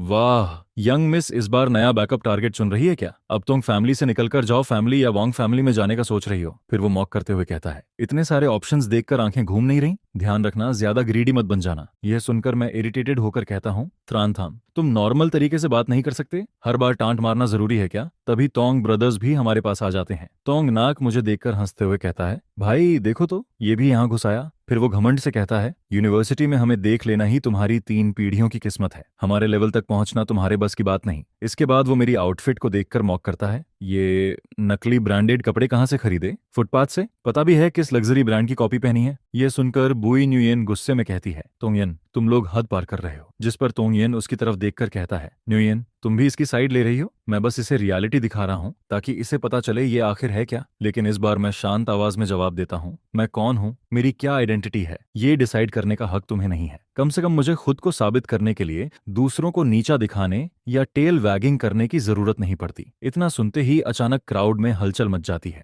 जल्दी देखो, वो एन ग्रुप की प्रेसिडेंट है। क्या मतलब रूमर्स सच थे? इतनी बड़ी कंपनी की सीईओ एक औरत है? जिस पर टोंग ब्रदर्स की आंखें फैल जाती हैं। फिर दोनों जल्दी से भीड़ में घुसने लगते हैं, लेकिन बीनी यूएन कंफ्यूजन भरी नजरों से मेरी तरफ देखने लगती है। तभी क्राउड धीरे धीरे हमारी तरफ आने लगता है और फिर अचानक भीड़ में से एक मिडिल एज्ड वुमन बाहर निकलती है। वो धीरे धीरे चलते हुए सीधे मेरे सामने आकर रुकती है, फिर कोल्ड एक्सप्रेशन के साथ कहती है, तो ये हैं वो क्लासमेट्स जिनसे तुमने नए स्कूल में दोस्ती की है? लगता है नई जगह पर तुम्हारी जिंदगी काफी कलरफुल चल रही है। इतना कहकर वो तुरंत पीछे मुड़कर चली जाती है और उसके जाते ही ट्रांथाम बुइनुयन, तोंग येन, तोंग नाक और वहां मौजूद सारे अपर क्लास लोग शौक में मुझे देखने लगते हैं। अब वहां मौजूद सभी लोग अलग अलग सोच के साथ मुझे घूरने लगते हैं, जिसे देखकर मैं मन ही मन सोचने लगता हूँ, तोंगियन, क्या तुम सच में इतने बेवकूफ हो? अगर मैं सच में कोई बिना बैकग्राउंड वाला मामूली इंसान होता तो आखिर कैसे सीधे इतने कम्पिटिटिव स्कूल थुंगचाओ फर्स्ट हाई स्कूल में ट्रांसफर हो जाता? मेरे पेरेंट्स शुरू से ही एन सिटी के बिजनेस वर्ल्ड के सबसे फेमस और रिस्पेक्टेड लोगों में से होते हैं। मेरी जिंदगी के पहले 4 साल बहुत प्यार और केयर में गुजरते हैं,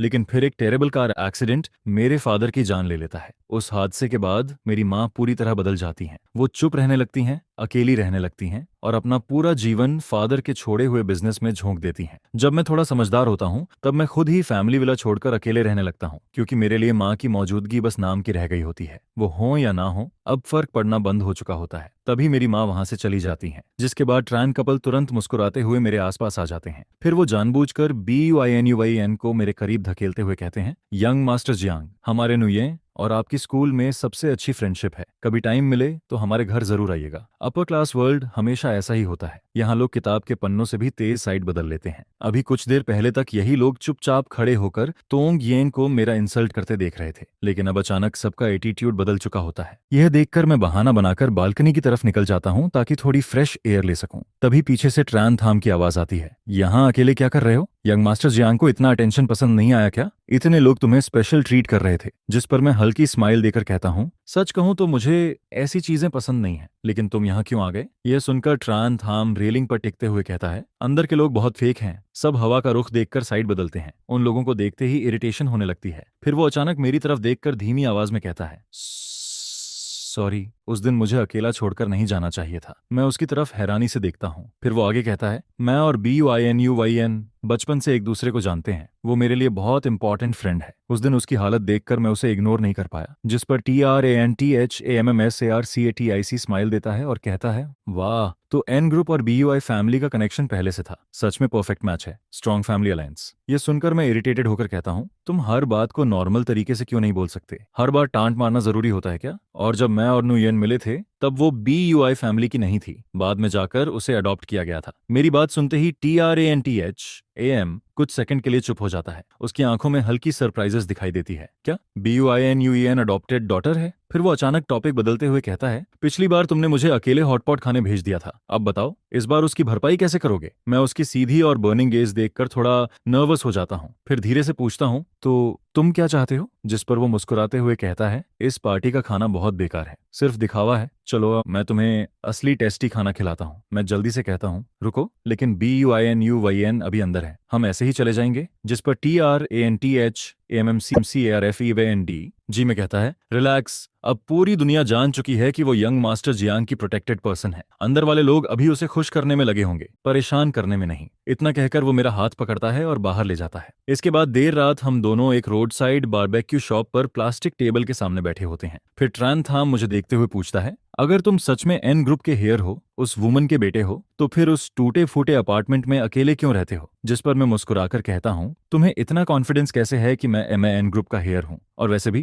किसने कहा कि अमीर लोगों को ही बड़ी विला में रहना चाहिए, सुपरकार चलानी चाहिए और हर दिन स्पॉटलाइट में जीना चाहिए? लेकिन ट्रान थाम तुरंत कहता है, टॉपिक मत बदलो, तुम्हारा उस फीमेल सीईओ से क्या रिलेशन है? माँ, रिलेटिव या कुछ और? मैं कुछ देर चुप रहता हूँ, फिर धीरे से कहता हूँ, वो सच में मेरी माँ नहीं है, लेकिन फादर के जाने के बाद वो पूरी तरह बदल गई। उन्होंने खुद को पूरी तरह बिजनेस में दफना दिया। इतना कहते कहते मैं सिर झुका लेता हूँ। मेरी आवाज में सैडनेस साफ सुनाई देती है। यह देखकर ट्रान थाम भी इमोशनल हो जाता है। उसकी आंखें हल्की लाल हो जाती हैं। वो कुछ कहना चाहता है लेकिन खुद को रोक लेता है। फिर अचानक वो पूछता है, तुम्हें हमारी पहली मुलाकात याद है? मैं कंफ्यूज्ड होकर कहता हूँ, पहली मुलाकात? वो स्कूल में नहीं हुई थी क्या? जिस पर वो तुरंत हंस पड़ता है और कहता है, नहीं, पहली बार तुमने मुझे यूनिवर्सिटी फूड स्ट्रीट में बारबेक्यू खाते हुए देखा था। फिर तुम सीधे आए और मुझे फोर्सफुली किस कर लिया। यह सुनकर मैं उसकी लाल हुई कानों की तरफ देखता हूँ। वो मुझे देखकर मिस्चिवस लेकिन प्राउड स्माइल देता है। फिर अचानक वो सीधा कह देता है, चलो रिलेशनशिप में आते हैं। उसकी बात सुनकर मैं पूरी तरह स्पीचलेस हो जाता हूँ। समझ नहीं आता क्या जवाब दूं। जिस पर वो हंसने लगता है और आखिरकार ऑकवर्ड एटमॉस्फेयर में हमारी बातचीत वहीं खत्म हो जाती है। फिर मंडे मॉर्निंग मैं बहुत जल्दी स्कूल पहुंचता हूँ, लेकिन क्लास में घुसते ही मेरी नजर डेस्क पर रखे ब्रेकफास्ट पर जाती है। वहां एक बेहद खूबसूरती से पैकर्ड सैंडविच, फ्रेश मिल्क और परफेक्ट शेप वाला फ्राइड एग रखा होता है। यह देखकर मैं शॉक में खड़ा रह जाता हूँ, जबकि आसपास के क्लासमेट्स जेलसी से मुझे घूर रहे होते हैं। तभी BUINUYN मुस्कुराते हुए कहती है, भाई TRAN, तुम आ गए। मुझे डर था तुमने ब्रेकफास्ट नहीं किया होगा, इसलिए थोड़ा कुछ ले आई। देखो तुम्हें क्या पसंद है। हम बात कर ही रहे होते हैं कि तभी क्लासरूम का डोर जोर से खुलता है और ट्रान थाम अंदर आता है। वो हाथ में ब्रेकफास्ट लेकर एक्साइटेड आवाज में कहता है, भाई ट्रान, तुम्हारे लिए ब्रेकफास्ट लाया हूँ, सब फ्रेश बना है, जल्दी गरम गरम खा लो। लेकिन अगले ही सेकंड उसकी नजर मेरे डेस्क पर रखे ब्रेकफास्ट और BUI फैमिली के लोगों पर पड़ती है, जिस पर उसकी आंखों में अचानक एंगर चमक उठता है। फिर वो BUINUUN को घूरते हुए कहता है, तुम्हारा ब्रेकफास्ट अपनी डेस्क पर रखने की बजाय यहाँ क्यों रखा है? क्या दिखाना चाहती हो कि तुम्हारे घर का शेफ कितना अच्छा खाना बनाता है? इसके बाद वो और भी इरिटेटेड होकर कहता है, उसे खाना है भी या नहीं ये अलग बात है, लेकिन तुम्हारा लाया हुआ खाना वो नहीं खाएगा।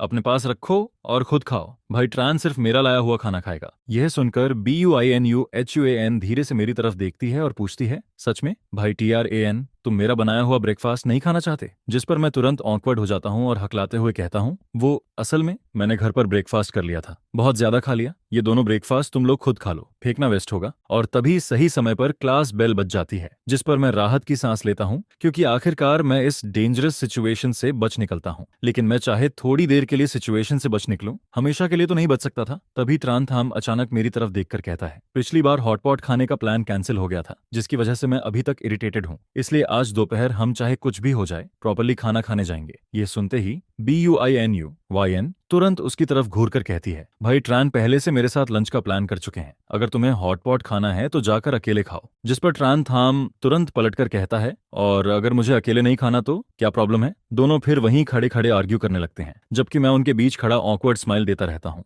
आखिरकार हम तीनों साथ साथ स्कूल कैंपस में चलते हैं। ट्रान थाम मेरी लेफ्ट साइड पर चिपका होता है और BUINUHUEN मेरी राइट साइड पर। यह देखकर आसपास के स्टूडेंट्स शौक में बातें करने लगते हैं, भाई ये लड़का आखिर है कौन? दोनों ब्यूटीज इसके पीछे क्यों घूम रही हैं? तूने इसका फेस नहीं देखा? ऊपर से इसकी वाइब भी अलग है। सुना है इसका एन ग्रुप से कोई कनेक्शन है, तभी तो इसकी रॉयल ऑनरा अलग लगती है। पूरे रास्ते स्कूल में हर तरफ लोग मेरे बारे में बातें करते रहते हैं। चैरिटी पार्टी के बाद अब किसी की हिम्मत नहीं होती मुझे ओपनली इंसल्ट करने की। अब उनकी जगह क्यूरियोसिटी और फेक रिस्पेक्ट ने ले ली होती है। तभी ट्रान थाम बीनी यूएन की तरफ देखकर सार्कास्टिक टोन में कहता है, कुछ लोग दिन के उजाले से भी ज्यादा एनोइंग होते हैं, बिल्कुल सेंस नहीं है। जिस पर बीनी यूएन भी उसे कोल्ड लुक देकर कहती है, असल में कौन थर्ड व्हील है ये अभी तय नहीं हुआ। यह सुनकर मैं और भी ऑकवर्ड हो जाता हूँ। फिर आखिरकार हम हॉटपॉट रेस्टोरेंट पहुंच जाते हैं, लेकिन अंदर जाकर भी दोनों मेरा हाथ छोड़ने को तैयार नहीं होते। रेस्टोरेंट के अंदर हम तीनों बॉइलिंग हॉटपॉट के आसपास बैठ जाते हैं। तभी BUINUYN बड़ी केयर के साथ लैम्ब मीट पकाकर मेरे बाउल में डालने लगती है। भाई ट्रान, थोड़ा ज्यादा मीट खाओ, तुम बहुत पतले हो गए हो। लेकिन यह देखकर ट्रान थाम तुरंत इरिटेटेड हो जाता है, क्या इसके हाथ टूट गए हैं? खुद नहीं खा सकता क्या, जो तुम इसे ऐसे सर्व कर रही हो? लेकिन BUINUYN उसकी बातों को पूरी तरह इग्नोर करके लगातार मेरे बाउल में खाना डालती रहती है। देती है, जिस पर ट्रान थाम जीभ क्लिक करता है, फिर अचानक हाथ बढ़ाकर मेरे बाउल से सारा मीट उठाकर अपने बाउल में डाल लेता है और फिर BUINUYN की तरफ प्रोवोकेटिव स्माइल देकर कहता है, थैंक्स। मैं भी सोच रहा था टेस्ट करके देखूं मीट टफ तो नहीं है। यह देखकर BUINUYN की आंखें इरिटेशन से भर जाती हैं। तभी रेस्टोरेंट का डोर खुलता है और अंदर तोंग और तोंग नाक आते हैं। तोंग नाक तुरंत कहता है, भरीम भाई देखो, नुयेन भी यहाँ है। हम तीनों एक साथ पीछे मुड़ते हैं और उसी वक्त हमारी नजरें उनसे टकरा जाती हैं, जिस पर तोंग येन फेक स्माइल के साथ हमारी टेबल की तरफ आता है और कहता है, वाह नुयेन, क्या कोइंसिडेंस है, तुम भी यहाँ हॉटपॉट खाने आई हो। फिर वो मेरी तरफ देखकर कहता है, भाई तान भी यहाँ है, एन प्रेसिडेंट को मेरी तरफ से ग्रीटिंग्स जरूर कहना। लेकिन यह सुनते ही ट्रान थाम उसे साइड आई देता है और हंसते हुए कहता है, अगर तुम्हें पिटवाकर हॉस्पिटल पहुंचा दूं ना तो उनकी हेल्थ और भी अच्छी हो जाएगी।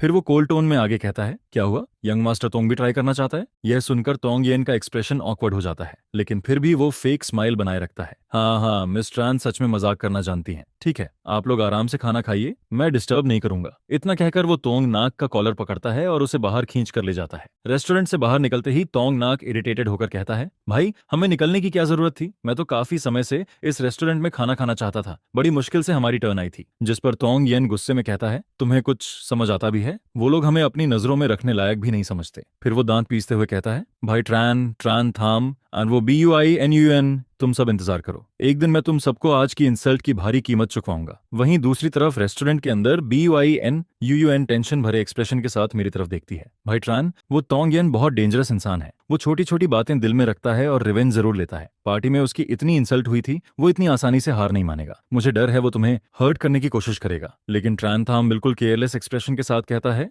आने दो उसे, मैं भी देखना चाहता हूँ तुम फैमिली आखिर कर क्या सकती है। वो लोग बस ट्रान फैमिली के पीछे घूमने वाले पैरासाइट्स हैं। फिर वो एरोगेंट स्माइल देकर कहता है, अगर वो यहाँ ट्रबल करने आया तो मैं उसे खुद जमीन पर गिरा दूंगा। यह सुनकर बीनी यूएन धीरे से कहती है, भाई ट्रान के आसपास वैसे भी पहले से काफी ट्रबल है, अगर तोंगियन कुछ करने आया तो शायद लाइन लगानी पड़ेगी। फिर वो मेरी तरफ सीरियसली देखकर कहती है, कुछ दिन के लिए तुम आंजन के पास वापस चले जाओ या सीधे एन फैमिली विला में शिफ्ट हो जाओ, वहां सिक्योरिटी गार्ड्स और सर्वेंट्स हैं, कम से कम सेफ तो रहोगे। अगर फिर से पिछली बार जैसे स्ट्रीट थग्स मिल गए तो। लेकिन यह सुनते ही ट्रान थाम इरिटेटेड होकर कहता है, उस ठंडी और लाइफलेस विला में वापस जाकर क्या करेगा, दूसरों के मूड देखकर जिंदगी जिएगा क्या। फिर वो अचानक कॉन्फिडेंटली कहता है, इससे अच्छा ये मेरे साथ रहने आ जाए, मेरे घर की सिक्योरिटी टॉप क्लास है, और अगर तोंगियन और उसके यूजलेस फॉलोअर्स आए ना तो मैं सबको जमीन चटा दूंगा, कोई इसकी तरफ आंख उठाकर भी नहीं देख पाएगा। उन दोनों की बातें सुनकर मैं चुपचाप सोच में पड़ जाता हूँ, क्योंकि मुझे पता होता है कि तान थाम गलत नहीं कह रहा। अगर तोंगियन एक बार मेरे खिलाफ चाल चल सकता है तो दूसरी और तीसरी बार भी जरूर करेगा, और मैं हर वक्त तान थाम के साथ नहीं रह सकता। इसके बाद घर लौटते वक्त एटमॉस्फेयर काफी हैवी हो जाता है। तोंगियन की वजह से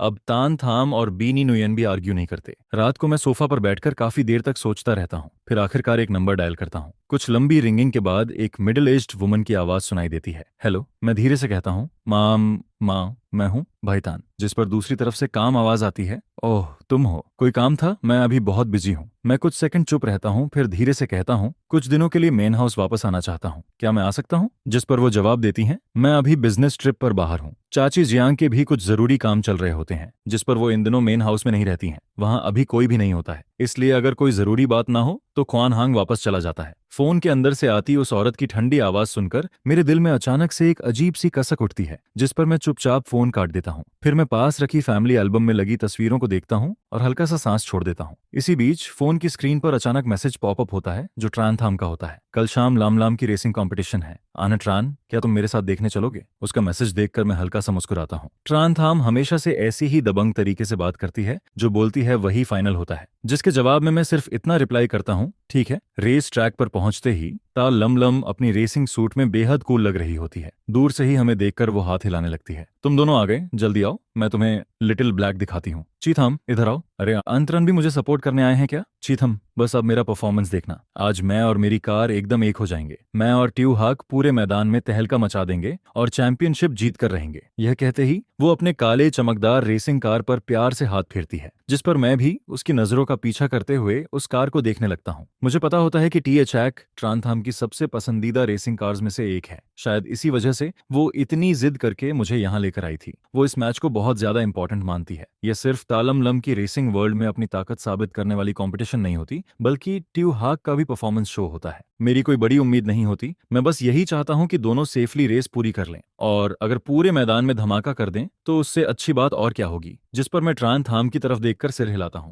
तुम टेंशन मत लो, टियो हाक और लाम लाम तुम्हें निराश नहीं करेंगे। सिटी यूनिवर्सिटी द्वारा ऑर्गेनाइज की गई स्टूडेंट रेसिंग कंपटीशन ऑफिशियली शुरू हो जाती है। टीएच, जिसे टीएलएल चला रही होती है, तीर की तरह ट्रैक पर दौड़ पड़ती है। रेस के पहले आधे हिस्से तक टीएलएल लगातार तीसरे नंबर पर बनी रहती है, लेकिन जैसे ही फाइनल लैप आता है वो अचानक एक्सेलरेटर पूरी ताकत से घुमा देती है और एक झटके में दूसरे नंबर वाली कार को पीछे छोड़ देती है। यह देखकर मैं और ट्रान थाम एक्साइटमेंट में जोर से चिल्लाने लगते हैं। बहुत बढ़िया, ओवरटेक कर लिया, बस थोड़ा सा और, अब पहला नंबर आने ही वाला है। लेकिन तभी जैसे ही टीओ एचैक मोड़ पार करती है और अगले ही पल फर्स्ट पोजीशन लेने वाली होती है, अचानक कार का कंट्रोल बिगड़ जाता है। कार सीधा ट्रैक के बाहरी किनारे की तरफ फिसलती चली जाती है। अगले ही सेकंड एक जोरदार धमाका होता है। टी एचैक का दाहिना हिस्सा बैरियर से भयंकर तरीके से टकरा जाता है। काला धुआं कार से निकलने लगता है और लाल आग कुछ ही सेकंड में आधी कार को अपनी चपेट में ले लेती है। लैम लैम, यह देखकर हम दोनों पागलों की तरह आग की तरफ दौड़ पड़ते हैं। जहां तक लैम लैम जिंदा है या नहीं यह भी साफ नहीं होता। इमरजेंसी रूम के बाहर मैं और ट्रान थाम बुरी तरह परेशान होकर इधर उधर घूमते रहते हैं। एक्सीडेंट के बाद रेसिंग ट्रैक का मैनेजर ओल्डली हमारे पास आकर कहता है, मिस ट्रान, ट्रान, एक्सीडेंट से 2 दिन पहले सो फैमिली का यंग मास्टर तो तिन्हा गैराज में आया था। उसने कहा था कि वो अपना भूला हुआ सामान लेने आया है, लेकिन वो टी हॉक के मेंटेनेंस एरिया में 1 घंटे से ज्यादा समय तक अकेला घूमता रहा। वहां कैमरा का ब्लाइंड स्पॉट था, इसलिए किसी को नहीं पता कि उसने क्या किया। यह सुनते ही ट्रान थाम की आंखें गुस्से से लाल हो जाती हैं। बहुत अच्छा तिन, अब तू बस इंतजार कर, यह मामला यहीं खत्म नहीं होगा। सर्जरी खत्म होने के बाद तालमलम को आईसीयू से बाहर लाया जाता है। उसका दाहिना पैर और दाहिना हाथ पूरी तरह बैंडेज और सपोर्ट में बंधा होता है। हालांकि एक्सीडेंट जानलेवा नहीं होता, लेकिन उसके हाथ और पैर बुरी तरह जल और छिल चुके होते हैं, जिस पर उसे लंबे समय तक आराम करना पड़ेगा। मैं और ट्रान थाम दोनों उसे बेहोशी में देखते रहते हैं। फिर ट्रान थाम धीमी आवाज में कहती है, असल में वो मुझे टारगेट करना चाहता था। यह सुनकर मैं उसका कांपता हुआ कंधा पकड़ता हूँ और उसे धीरे से कंफर्ट देता हूँ। वो जरूर इसकी कीमत चुकाएगा। एन सिटी का फाइनेंशियल चैनल हमेशा से सबसे ज्यादा चर्चित न्यूज चैनल माना जाता है। कुछ दिनों बाद हॉस्पिटल रूम में तालमलम धीरे से कहती है, चीथम, आपको मेरी इतनी केयर करने की जरूरत नहीं है। जिस पर ट्रान थाम आंखें घुमाते हुए सीधे उसके मुंह में अंगूर ठूंस देती है। कुछ खा भी लो, वरना तुम्हारा मुंह कभी बंद नहीं होगा। फिर हम दोनों एक साथ टीवी की तरफ देखते हैं और एक दूसरे को देखकर मुस्कुरा देते हैं। तभी न्यूज एंकर की आवाज सुनाई देती है, आज एन सिटी की सबसे बड़ी फाइनेंशियल न्यूज। एसयू ग्रुप के वारिस तो तिन को कल रात एक 5 स्टार होटल के प्रेसिडेंशियल सूट से पुलिस ने गिरफ्तार कर लिया है। स्क्रीन पर तो तिन घबराकर कैमरा से बचता हुआ दिखाई देता है। अथॉरिटीज की इन्वेस्टिगेशन के मुताबिक ग्रुप पिछले कई सालों से गंभीर इलीगल एक्टिविटीज में शामिल था। सिर्फ एक रात में कंपनी की मार्केट वैल्यू बुरी तरह गिर गई। वहीं शेयर होल्डर्स भी कंपनी बिल्डिंग के बाहर जमा होकर कंपेंसेशन मांग रहे हैं। यह न्यूज देखकर तालमलम की आंखें पूरी खुल जाती हैं। उसके मुंह में रखा अंगूर तक चबाना भूल जाती है। हे भगवान, चीथाम, कमाल हो तुम, यह सब इतनी जल्दी और इतनी बेरहमी से कैसे कर दिया। वो कमीना तो तिन सच में इसी लायक था। जिस पर तान थाम गर्व से मुस्कुराती है, तुम्हें क्या लगता है तुम्हारी चीथाम कौन है? जिसने भी मेरे लोगों को छेड़ा उसका यही अंजाम हुआ है। फिर वो मेरी तरफ देखकर कहती है, लेकिन इस बार इतना क्लीन काम हो पाया तो उसका क्रेडिट एंट्रान को भी जाता है। उन्होंने बहुत इंपॉर्टेंट एविडेंस दिए और बेहद तेज तरीके से पूरा मामला खत्म किया। थैंक यू एंट्रान। जिस पर मैं शांत आवाज में कहता हूँ, कोई बात नहीं, ग्रुप हमेशा से बिजनेस वर्ल्ड में बेरहम रहा है। यह सब उन्होंने खुद अपने लिए किया है। मुझे याद आता है जब मैं टॉप फ्लोर पर बैठकर फैमिली के सारे इलीगल एविडेंस जमा कर रहा होता हूँ। मेरी माँ मुझे गहरी नजरों से देखती हैं, लेकिन उनकी आंखों में साइलेंट अप्रूवल साफ नजर आता है। फिर वो बिना कुछ कहे डॉक्यूमेंट्स पर साइन कर देती हैं। तभी तालमलम शरारती नजरों से हमें घूरने लगती है। अरे अरे, तुम दोनों के बीच कुछ तो चल रहा है, आखिर प्रोग्रेस कहाँ तक पहुंची? यह सुनते ही तान थाम उसके सिर पर हल्का सा मार देती है। अब अपना फल खाओ चुपचाप। इसी बीच मेरे फोन पर बुई न्यू येन का कॉल आ जाता है। पीछे से अभी भी तालाम लाम की दर्द भरी आवाज सुनाई देती रहती है। चिथम, मैं पहले ही इंजर्ड हूँ, फिर भी आप मुझे मार रही हो। मैं रूम से बाहर निकलकर कॉल रिसीव करता हूँ। हेलो नुयन। फोन के अंदर से उसकी नरम और मीठी आवाज सुनाई देती है। अंतरन, तुम आखिर कब वापस आओगे? मैं कल लौट आऊंगा। कोई जरूरी बात है क्या? वो कुछ सेकंड चुप रहती है, फिर धीरे से कहती है, मुझे तुमसे कुछ जरूरी बात करनी है। कल तुम वापस आ जाओ, फिर बात करते हैं। मैं अभी कुछ सोच ही रहा होता हूँ कि तभी ट्रान थाम गुस्से में रूम से बाहर निकलती है। वो सीधे मेरे हाथ से फोन छीन लेती है, कॉन्टैक्ट नेम देखती है और बिना कुछ बोले कॉल काट देती है। फिर वो घूरते हुए पूछती है, उसने क्या कहा? क्या वो फिर से तुम्हें बुला रही है? जिस पर मैं हल्का सा मुस्कुराकर कहता हूँ, अरे नहीं, ऐसी कोई बड़ी बात नहीं है, सच में कुछ नहीं। तो फिर अभी थोड़ी देर पहले तुम इतना सीरियस फेस बनाकर बाहर छुपकर कॉल सुनने क्यों गए थे? बोलोगे या नहीं? अगर नहीं बोले तो यहीं पर। जिस पर ट्रान थाम की आंखें धीरे धीरे डेंजरस होने लगती हैं। असल में तुम मुझे बहुत चाहते हो, बस बोलने की हिम्मत नहीं होती, है ना? ये बोलते ही वो मेरे बेहद करीब आ जाती है, जिसे देखकर मुझे याद आता है कि ये पब्लिक प्लेस है, जिस पर मैं जल्दी से उसे हल्का सा पीछे धक्का देता हूँ। इसके बाद मैं कहता हूँ कि BUINUHUA N ने मुझे कल मिलने के लिए बुलाया है, उसे कुछ बात करनी है। जिस पर TRANTHAM तुरंत बोलती है, उसे आखिर क्या काम हो सकता है? पहले SONGYEN के पीछे घूमती थी, अब तुम्हारे पीछे आ रही है। BUI फैमिली का सबसे बड़ा बिजनेस कॉन्ट्रैक्ट तो दामाद ढूंढना ही है, और उसके लिए तुम्हारे जैसे लड़के पर ही नजर गई है। फिर वो आगे कहती है, वैसे भी नुयेन उनकी असली बेटी नहीं है, शायद उसकी भी अपनी मजबूरियां होंगी। जिसे सुनकर मैं बस चुप रह जाता हूँ। अगली सुबह क्लास में मैं BUINUYEN को देखकर पूछता हूँ, NUYEN क्या बात है, तुम मुझे ढूंढ रही थी? जिस पर वो धीरे से कहती है, दोपहर में रूफटॉप पर आना, मुझे तुमसे कुछ जरूरी बात करनी है। मैं उसकी बात मानकर सिर हिला देता हूँ, जिस पर मेरी नजर अचानक TRANTHAMM पर पड़ती है, जो बिना पलक झपकाए हम दोनों को घूर रही होती है। दोपहर में रूफटॉप पर BUINUUN रेलिंग के सहारे खड़ी होती है। हवा उसके लंबे बालों को उड़ाती रहती है, जिस पर वो थोड़ी नर्वस होकर बोलती है, आनट्रैन, आज मैं तुमसे एक बात कहना चाहती हूँ। मैं चाहती हूँ कि तुम मेरे फेक बॉयफ्रेंड बन जाओ। यह सुनते ही मैं शॉक्ड होकर उसे देखने लगता हूँ। Fake boyfriend? जिस पर वो धीरे धीरे सब एक्सप्लेन करना शुरू करती है। पिछली मुलाकात के बाद मेरे फोस्टर पेरेंट्स को हमारे बारे में पता चल गया, तभी से वो लगातार मुझ पर प्रेशर डाल रहे हैं। तुम जानते ही हो मैं उनकी असली बेटी नहीं हूँ। इतने सालों से वो मुझे सॉन गेन के साथ रहने के लिए मजबूर करते रहे हैं, लेकिन उस इंसान से मुझे नफरत है। इसलिए मैं चाहती हूँ कि तुम बस थोड़ी एक्टिंग कर दो। अगर उन्हें लगेगा कि मेरा पहले से बॉयफ्रेंड है तो शायद वो मुझे फोर्स करना बंद कर देंगे। अगर तुम नहीं चाहो तो कोई बात नहीं। यह बोलते बोलते BUINUYEN उदास होकर सिर नीचे कर लेती है, जिसे देखकर मुझे वो दिन याद आता है जब उसने मेरे लिए सबके सामने स्टैंड लिया था। जिस पर मैं आखिर कह देता हूँ, ठीक है, मैं तुम्हारी मदद करूंगा, लेकिन हम सिर्फ फेक रिलेशनशिप में रहेंगे, असली नहीं। यह सुनते ही वो खुश होकर बोलती है, थैंक यू आनट्रैन, मैं समझती हूँ। इसके बाद हम दोनों एक आगे और एक पीछे स्टेयर्स से नीचे उतरते हैं। तभी अचानक सामने ट्रान थाम खड़ी मिलती है। अंतरन, तुम वापस आ गए? बुइनुयेन यह बोलते ही जानबूझकर मेरे करीब आ जाती है और ट्रन थाम की तरफ प्रोवोकेटिव नजरों से देखने लगती है, जिस पर ट्रन थाम कंफ्यूज्ड होकर पूछती है, तुम दोनों? फिर बुइनुयेन मुस्कुराकर कहती है, यूनिवर्सिटी का सबसे हैंडसम लड़का अंतरन अब मेरा बॉयफ्रेंड है। यह सुनते ही मैं उसे रोकने की कोशिश करता हूँ, लेकिन वो धीरे से फुसफुसाकर कहती है, प्लीज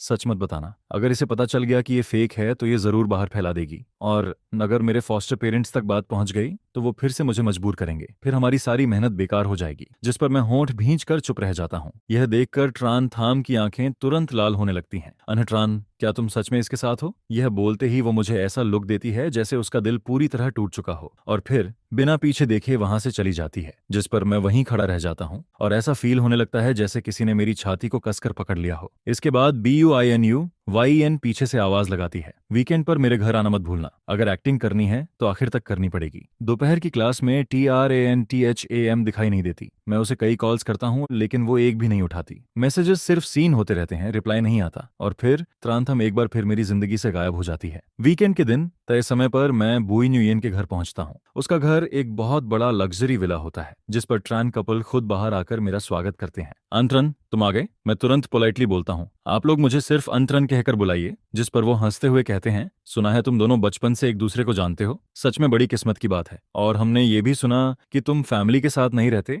अकेले बाहर रहते हो। इतनी कम उम्र में खुद का फैसला लेना वाकई इम्प्रेसिव है। यह सुनकर मैं अंदर ही अंदर चौंक जाता हूँ, क्योंकि मेरे बाहर रहने की बात तो नुयेन के पिता को भी नहीं पता थी। इसके बाद डाइनिंग टेबल पर तान मैडम खुद अपने हाथों से बनाई हुई मिठाई मेरी तरफ बढ़ाती हैं। अनहतन, इसे टेस्ट करो। जिस पर मैं वो प्लेट सीधे BUINUYEN की तरफ बढ़ाकर कहता हूँ, पहले तुम खाओ, तुम्हें भी भूख लगी होगी। यह देखकर वहां बैठे बाकी लोगों के एक्सप्रेशंस तुरंत बदल जाते हैं, जबकि BUINUYEN मुझे बेहद ग्रेटफुल नजरों से देखने लगती है। इसके बाद ट्रान फैमिली आखिर असली मुद्दे पर आती है। अगर तुम दोनों एक दूसरे को पसंद करते हो तो शादी जैसी बड़ी बात जल्दी तय कर लेनी चाहिए। जिस पर मैं कामली जवाब देता हूँ, असल में मैं भी यही बात कहना चाहता था। मैं और न्यूयेन पहले ही डिस्कस कर चुके हैं। ग्रेजुएशन के बाद हम दोनों अमेरिका में आगे पढ़ाई करने जाएंगे। शादी की सेरेमनी फिलहाल जरूरी नहीं है। जब हमारा करियर स्टेबल हो जाएगा तब शादी करना भी देर नहीं होगी। और यही मेरी माँ की भी राय है। उनका मानना है कि यंग लोगों को पहले अपना करियर बनाना चाहिए। ये सुनते ही वहां मौजूद सभी लोग चुप हो जाते हैं। हालांकि उनके चेहरे साफ खराब दिखाई देते हैं, लेकिन फिर भी कोई कुछ नहीं बोलता। जिस पर BUINUHUAN धीरे से राहत की सांस लेती है और मुझे थैंकफुल नजरों से देखने लगती है। लेकिन इस पूरे समय मेरे दिमाग में सिर्फ TRANTHAMM का चेहरा घूमता रहता है। उसकी लाल आंखें और वो टूटा हुआ एक्सप्रेशन, जैसे किसी ने मेरे दिल में सुई चुभा दी हो। आखिरकार ये फेक ड्रामा खत्म हो जाता है। जैसे ही मैं विला से बाहर निकलता हूँ, तुरंत फोन निकालकर ट्रांथाम को बार बार कॉल करने लगता हूँ, लेकिन दूसरी तरफ हमेशा वही कोल्ड रोबोटिक वॉइस सुनाई देती है। The number you are trying to call is currently unavailable. जिस पर मैं फोन को इतनी जोर से पकड़ लेता हूँ कि मेरी उंगलियां तक सफेद पड़ जाती हैं। ये तीसरा दिन था जब वो पूरी तरह गायब थी, और पहली बार मुझे इतनी ज्यादा घबराहट फील हो रही थी। मैं उसे बहुत अच्छी तरह जानता हूँ। ऊपर से वो बेहद वाइल्ड और एरोगेंट दिखाई देती है, जैसे पूरे शरीर पर कांटे लगे हों। लेकिन असल में वो सब उस कोल्ड ब्लडेड फैमिली की वजह से था जिसने उसे हमेशा मजबूर किया, और मैं उन गिने चुने लोगों में से था जो उसके दिल तक पहुंच पाए थे। लेकिन अब सिर्फ BUINUYN की मदद करने के लिए मैंने खुद अपने हाथों से उसे फिर उसी अंधेरे में धक्का दे दिया। मैं सीधे उसके अपार्टमेंट पहुंचता हूं और धीरे से दरवाजा नॉक करता हूं। त्रानथाम, मैं हूं अनत्रान। त्रानथाम, मुझे पता है तुम अंदर हो। मैं और BUN सच में रिलेशनशिप में नहीं है। ये सब सिर्फ एक्टिंग थी, सिर्फ उसकी फैमिली से उसे बचाने के लिए। मैंने तुम्हें कभी धोखा नहीं दिया, कभी नहीं। इतना सुनते ही दरवाजा एक हल्की सी आवाज के साथ खुलता है, जिस पर ट्रांथाम दरवाजे के पीछे खड़ी दिखाई देती है। उसकी आंखें इतनी ज्यादा सूजी हुई होती हैं जैसे अखरोट की तरह फूल गई हों। आंखों के नीचे गहरे डार्क सर्कल साफ नजर आते हैं। पूरा शरीर पहले से काफी दुबला दिखाई देता है, जिसे देखकर मेरा दिल जोर जोर से दर्द करने लगता है। सब फेक था? तानथाम कांपती आवाज में पूछती है। अगर ऐसा था तो उस वक्त तुमने एक्सप्लेन क्यों नहीं किया अनहतान? मैंने सोचा था तुम बाकी लोगों जैसे नहीं हो। इसके बाद उसकी आंखों से फिर आंसू बहने लगते हैं। बचपन से मुझे कभी किसी का प्यार नहीं मिला। मेरे पापा हमेशा उस दूसरी औरत की ही बात सुनते थे। वो औरत BUINUHUYN को खजाने की तरह संभालती थी, जबकि मुझे एक अनवांटेड बच्चे की तरह ट्रीट करती थी। फिर वो आगे कहती है, यूनिवर्सिटी आने के बाद ही मैं तुमसे मिली। सिर्फ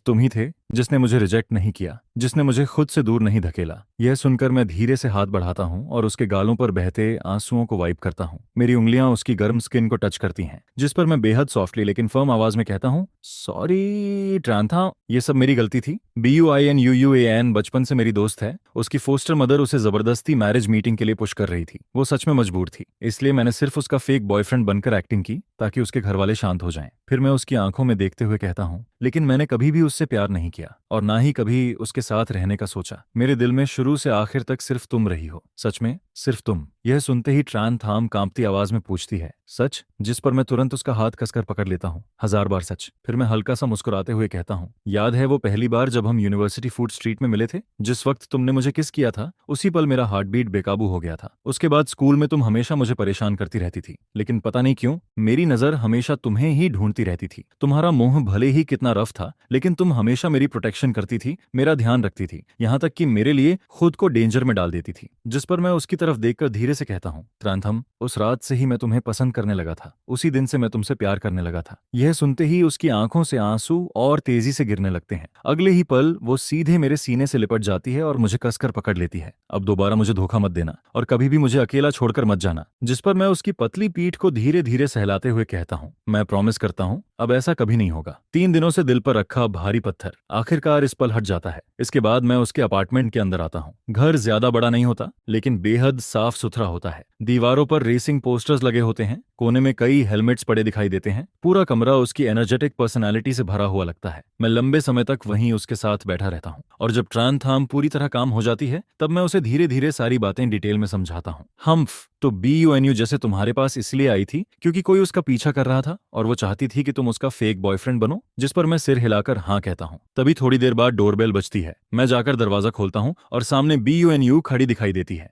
उसके हाथ में फ्रूट्स का बैग होता है। जैसे ही वो ट्रांथाम को शांत हालत में देखती है, वो खुद आगे बढ़कर कहती है, ट्रांथाम, आई एम सॉरी। पहले मैंने सेल्फिश होकर जियांग थान का इस्तेमाल किया। मैंने जानबूझकर गलतफहमी पैदा की जिससे तुम्हें दुख पहुंचा। सच में सॉरी। जिस पर ट्रांथाम अभी भी थोड़ी कोल्ड नजरों से उसे देखती है, लेकिन पहले जैसी हॉस्टिलिटी अब नहीं रहती। फिर वो धीरे से बोलती है, तुम तो BUI फैमिली की प्रेशियस डॉटर हो, फिर मुझ जैसी अनवांटेड लड़की से माफी क्यों मांग रही हो? यह सुनकर BUI हल्का सा बिटर स्माइल देती है। मैं सिर्फ अडॉप्टेड डॉटर हूँ। दूसरों के घर में रहकर कैसा फील फील होता है ये मैं किसी से ज्यादा अच्छे से समझती हूँ। फिर वो आगे कहती है, मैं साफ देख सकती हूँ कि तुम जियांग थान की कितनी परवाह करती हो। मुझे तुम्हें हर्ट करने के लिए ऐसा तरीका इस्तेमाल नहीं करना चाहिए था। आखिर हम दोनों वो लोग हैं जिन्हें हमेशा प्यार की कमी रही, इसलिए हमें एक दूसरे को और दर्द देने की जरूरत नहीं है। जिस पर ट्रान थाम कुछ देर तक चुप रहती है, फिर BUI NUN की सिंसियर आंखों को देखकर आखिर धीरे से सिर हिला देती है। ठीक है, इस बात को यहीं खत्म करते हैं। और इसी पल हम तीनों के बीच जमा सारी गलतफहमियां आखिरकार पूरी तरह खत्म हो जाती हैं। ट्रान थाम भी आखिर समझ जाती है कि मैंने कभी किसी और को चूज नहीं किया था। शुरू से आखिर तक मैंने हमेशा सिर्फ उसे ही चुना था। इसके बाद स्कूल लौटने पर भी सॉन्ग और सॉन्ग नोग हार नहीं मानते। वो अपनी फैमिली बैकग्राउंड का इस्तेमाल करके हमें परेशान करने की कोशिश करते हैं, लेकिन उन्हें नहीं पता होता कि सू फैमिली के डाउनफॉल के बाद सॉन्ग फैमिली भी अपनी सारी पावर खो चुकी है। उनका गोल्डन एरा पहले ही खत्म हो चुका था। सॉन्ग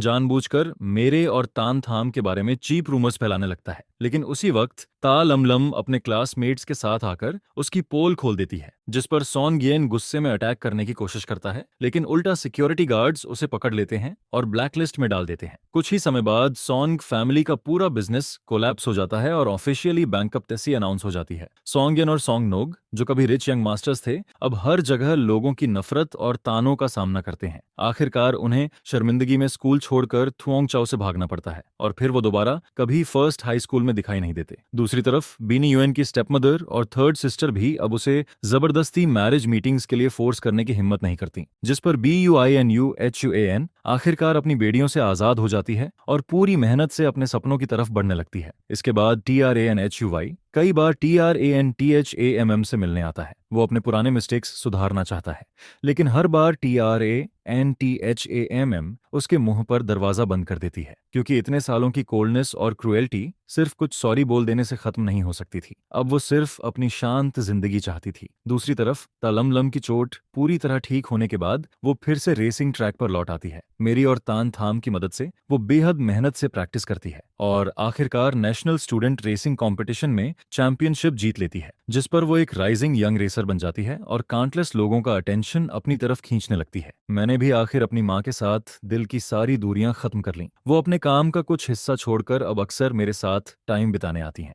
इतने सालों से मिसिंग मदरली लव अब धीरे धीरे वापस मेरी जिंदगी में लौटने लगता है। मैं अब वो अकेला और कमजोर लड़का नहीं रहा जिसे कभी लोग बली किया करते थे। फिर देखते ही देखते यूनिवर्सिटी ग्रेजुएशन का दिन आ जाता है। स्कूल के अंदर लाल फूल पूरी तरह खिल चुके होते हैं। मैं, ट्रांथाम, बीनी यूएन और तलाम लाम साथ साथ कैंपस में वॉक कर रहे होते हैं। धूप पेड़ों की पत्तियों के बीच से गुजरकर हमारे ऊपर पड़ती रहती है और वही हमारी यूथ की सबसे खूबसूरत सॉफ्टनेस बन जाती है, जिस पर ट्रांथाम अपना सिर मेरे कंधे पर रख देती है।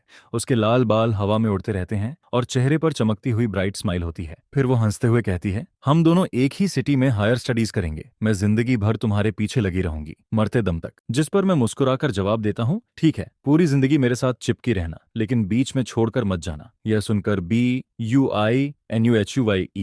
हम दोनों को ब्लेसिंग भरी नजरों से देखती है। मैं लिटरेचर पढ़ूंगी और बाद में ऐसी ढेर सारी वार्म स्टोरीज लिखूंगी जो उन लोगों को हील कर सकें जिन्होंने हमारी तरह बहुत दर्द सहा है। इसके बाद तालाम लाम एक्साइटेड होकर बोलती है, नेशनल चैंपियन बनना अभी काफी नहीं है, मैं वर्ल्ड चैंपियनशिप भी जीतूंगी ताकि पूरी दुनिया मेरी स्पीड देखकर शॉक्ड रह जाए। इतनी सारी कड़वाहट, दर्द और अंधेरा अब आखिरकार सिर्फ बीते हुए कल की बातें बन चुके थे। जो घाव कभी गहराई तक खून बहाते थे, जो आंसू कभी सीने को चीर देने वाला दर्द देते थे, वही अब हमारी ग्रोथ और मैच्योरिटी के मेडलिस्ट बन चुके थे। मैं और ट्रांथम दोनों ही हायर स्टडीज में सिलेक्ट हो जाते हैं और एक ही यूनिवर्सिटी में एडमिशन लेते हैं। मैं फाइनेंस फील्ड चूज करता हूँ और धीरे धीरे अपनी माँ का बिजनेस संभालना शुरू कर देता हूँ, जिस पर कुछ ही सालों में मैं एक यंग बिजनेसमैन बन जाता हूँ जो खुद अपने कंधों पर जिम्मेदारियां उठा सकता है। दूसरी तरफ ट्रांथाम भी रेसिंग छोड़ती नहीं है, बल्कि वो देश की सबसे यंगेस्ट फीमेल रेसर बन जाती है। रेसिंग ट्रैक पर उसका लाल रंग का रेसिंग कार हमेशा जलती हुई आग की तरह चमकता रहता है। इसके बाद बीनी यूएन भी खुद को बदल देती है। वो एक फेमस राइटर बन जाती है जो अपनी स्टोरीज के जरिए काउंटलेस लोगों के दिलों को हील करने लगती है। एक दिन मैं 3 घंटे लंबी प्रोजेक्ट मीटिंग खत्म करके बाहर निकलता हूँ। तभी फोन पर ट्रांथाम का मैसेज पॉपअप होता है, आज रात आउटस्कर्ट्स रेसिंग ट्रैक पर फ्रेंडली मैच है, मैंने तुम्हारे लिए VIP सीट रिजर्व कर रखी है, जल्दी आ जाना। जिस पर मैं हंसते हुए रिप्लाई करता हूँ, बस पहुंच रहा हूँ। आज फिर से हमारी ट्रान रेसर ट्रॉफी जीत कर ही लौटेगी। रात का अंधेरा धीरे धीरे गहराता जाता है। रेसिंग ट्रैक की लाइट्स चमक रही होती हैं। ट्रांथाम पहले से अपनी कार के पास खड़ी मेरा इंतजार कर रही होती है। जैसे ही वो मुझे देखती है, तुरंत भागकर मेरे पास आ जाती है। मुझे लगा तुम काम में इतने बिजी हो गए कि अपनी रेसर वाइफ को ही भूल जाओगे। जिस पर मैं मुस्कुराकर कहता हूँ, चाहे कितना भी बिजी क्यों ना हो जाऊं, अपनी वाइफ की कोई भी रेस मिस नहीं करूंगा। फिर मैं उसके हेलमेट को देखते हुए पूछता हूँ, नर्वस हो? जिस पर वो कॉन्फिडेंस भरी स्माइल के साथ कहती है, ओपोनेंट ने 3 महीने ट्रेनिंग की है, लेकिन जीत तो मेरी ही होगी। मैं हल्का सा हंसते हुए कहता हूँ, बस सेफली वापस आ जाना, फिर घर जाकर तुम्हारे लिए सेलिब्रेशन पार्टी रखूंगा। यह सुनकर ट्रान थाम हेलमेट पहन लेती है, फिर हेलमेट के विजर के पीछे से सीधे मेरी आंखों में देखते हुए कहती है, रिलैक्स, मैं सेफली रेस खत्म करके तुम्हारे साथ घर लौटूंगी। अगले ही पल उसकी लाल रेसिंग कार रात के सन्नाटे को चीरती हुई लाइटनिंग स्पीड से आगे निकल जाती है। करीब 20 मिनट बाद रेस खत्म होती है और हमेशा की तरह ट्रान थाम आसानी से चैंपियनशिप जीत लेती है, जिस पर वो हेलमेट उतारकर तेजी से मेरी तरफ दौड़ती हुई आती है। उसकी आंखों में एक्साइटमेंट चमक रही होती है। देखा तुम्हारी वाइफ कितनी अमेजिंग है? मैं उसकी तरफ देखकर मुस्कुराता हूँ। हाँ, हमेशा से मेरे दिल में तुम हमेशा सबसे ज्यादा चमकने वाली रोशनी रहोगी। तभी पीछे से BUINUYEN धीरे धीरे चलते हुए आती है और मुस्कुराकर कहती है, कंग्रेचुलेशंस, फिर से चैंपियन बन गई तुम। अच्छा हुआ मैं टाइम पर पहुंच गई। जिस पर ट्रान थाम हंसते हुए जवाब देती है, थैंक्स, लेकिन तुम्हारी नई नॉवेल अभी मेरी ट्रॉफी से भी ज्यादा फेमस हो रही है। यह सुनकर BNEUN सॉफ्टली मुस्कुराती है, मैं तो बस ग्रोथ और सेल्फ हीलिंग की स्टोरीज लिखती हूँ। फिर वो हमारी तरफ देखकर कहती है, तुम दोनों से कंपेयर कौन कर सकता है? एक इंसान ट्रैक पर हवा को चेस करता है और दूसरा हमेशा पीछे खड़े होकर उसका सपोर्ट बनता है। जिस पर मैं हल्का सा सिर हिलाकर कहता हूँ, हाँ, आखिर हम सबने अपने टीनेज ड्रीम्स पूरे कर ही लिए। फिर मैं ट्रान थाम की तरफ देखकर मुस्कुराता हूँ। मैं दुनिया का सबसे लकी इंसान हूँ, क्योंकि मुझे 17 साल की उम्र वाला अपना पहला प्यार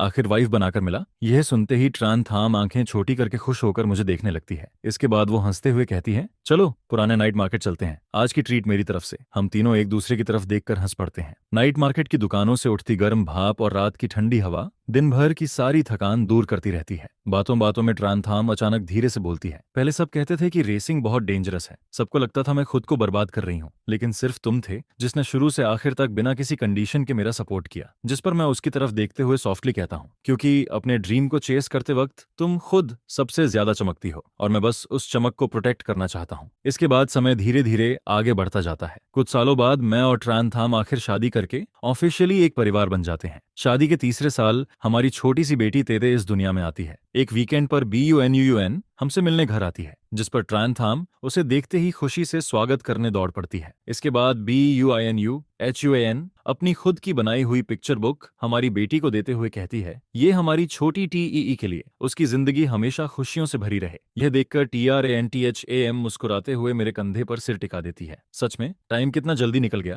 पहले हम फ्यूचर को लेकर कंफ्यूज्ड रहते थे, खुद को प्रूव करने के लिए स्ट्रगल करते थे, और अब करियर भी स्टेबल है, फैमिली भी कंप्लीट है। फिर मैं उसकी तरफ देखकर पूछता हूँ, वैसे अगले महीने नेशनल फाइनल्स की तैयारी कैसी चल रही है? वो इस साल की सबसे इंपॉर्टेंट रेस है। जिस पर ट्रान थाम थोड़ा नर्वस होकर कहती है, सच कहूं तो थोड़ा प्रेशर है, अगर ये जीत गई तो पूरे साल की ओवरऑल चैंपियन बन जाऊंगी। फिर वो मेरी तरफ और हमारी बेटी की तरफ देखकर धीरे से बोलती है, उस दिन तुम दोनों मुझे चीयर करने जरूर आना, ठीक है? तुम लोगों के बिना मेरा दिल काम नहीं रहता। जिस पर मैं तुरंत उसका हाथ पकड़ लेता हूँ, मैं हमेशा तुम्हारे साथ रहूंगा। कंपनी का सारा काम पहले ही अरेंज कर दिया है, तुम्हारी फाइनल रेस मिस करने का सवाल ही नहीं उठता। यह सुनते ही ट्रान थाम खुशी से मुस्कुराने लगती है, पति हो तो ऐसे। इसके बाद BUINUYN भी मुस्कुराकर कहती है, मैंने भी अगले महीने की सारी बुक साइनिंग इवेंट्स कैंसिल कर दी हैं। मैं खुद वहां आकर तुम्हें सपोर्ट करूंगी और मैं तुम्हारी ड्रीम चेसिंग स्टोरी को अपनी अगली बुक में लिखना चाहती हूँ। जिस पर ट्रान थाम धीरे से हंस पड़ती है। बाकी लोग सिर्फ वो मोमेंट देखते हैं जब मैं फिनिश लाइन क्रॉस करती हूँ, लेकिन सिर्फ तुम दोनों ने मुझे उस हालत में भी देखा है जब प्रैक्टिस के दौरान मैं चोटिल होकर टूट जाती थी। तुम दोनों हमेशा मेरे साथ खड़े रहे। यह सुनकर मैं उसके बालों को धीरे से सहलाता हूँ। तुम्हारी स्ट्रगल्स और टीयर्स भी तुम्हारा हिस्सा हैं और मैं हमेशा तुम्हारा स्ट्रॉन्गेस्ट सपोर्ट बनकर खड़ा रहूंगा। आखिरकार नेशनल फाइनल्स का दिन आ जाता है। स्टेडियम पूरा पैक्ड होता है। अगले ही पल लाल रेसिंग कार सबसे आगे फिनिश लाइन क्रॉस करती है। पूरा स्टेडियम जोरदार तालियों से गूंज उठता है। हमारी छोटी TT एक्साइटमेंट में जोर जोर से चिल्लाती है, मम्मा। वहीं दूसरी तरफ BUINUYN अपने कैमरा से इस फायरी मोमेंट को कैप्चर कर रही होती है। फिर वो धीरे से मुस्कुराकर कहती है, पैशन कभी फीका नहीं पड़ता। सच में कितना खूबसूरत है ये। जिस पर मैं रेसिंग ट्रैक पर चमकती हुई अपनी वाइफ को देखता हूँ, फिर अपनी बेस्ट फ्रेंड और अपनी छोटी बेटी की तरफ नजर डालता हूँ, और उस पल मेरा दिल पूरी तरह सेटिस्फैक्शन और हैप्पीनेस से भर जाता है। टीनेज के अकेलेपन से लेकर जिंदगी भर साथ चलने तक, आखिर हमारी सारी मेहनत, सारे ड्रीम्स और एक दूसरे के लिए किए गए सैक्रिफाइसेस, सबने मिलकर एक परफेक्ट एंडिंग बना दी थी।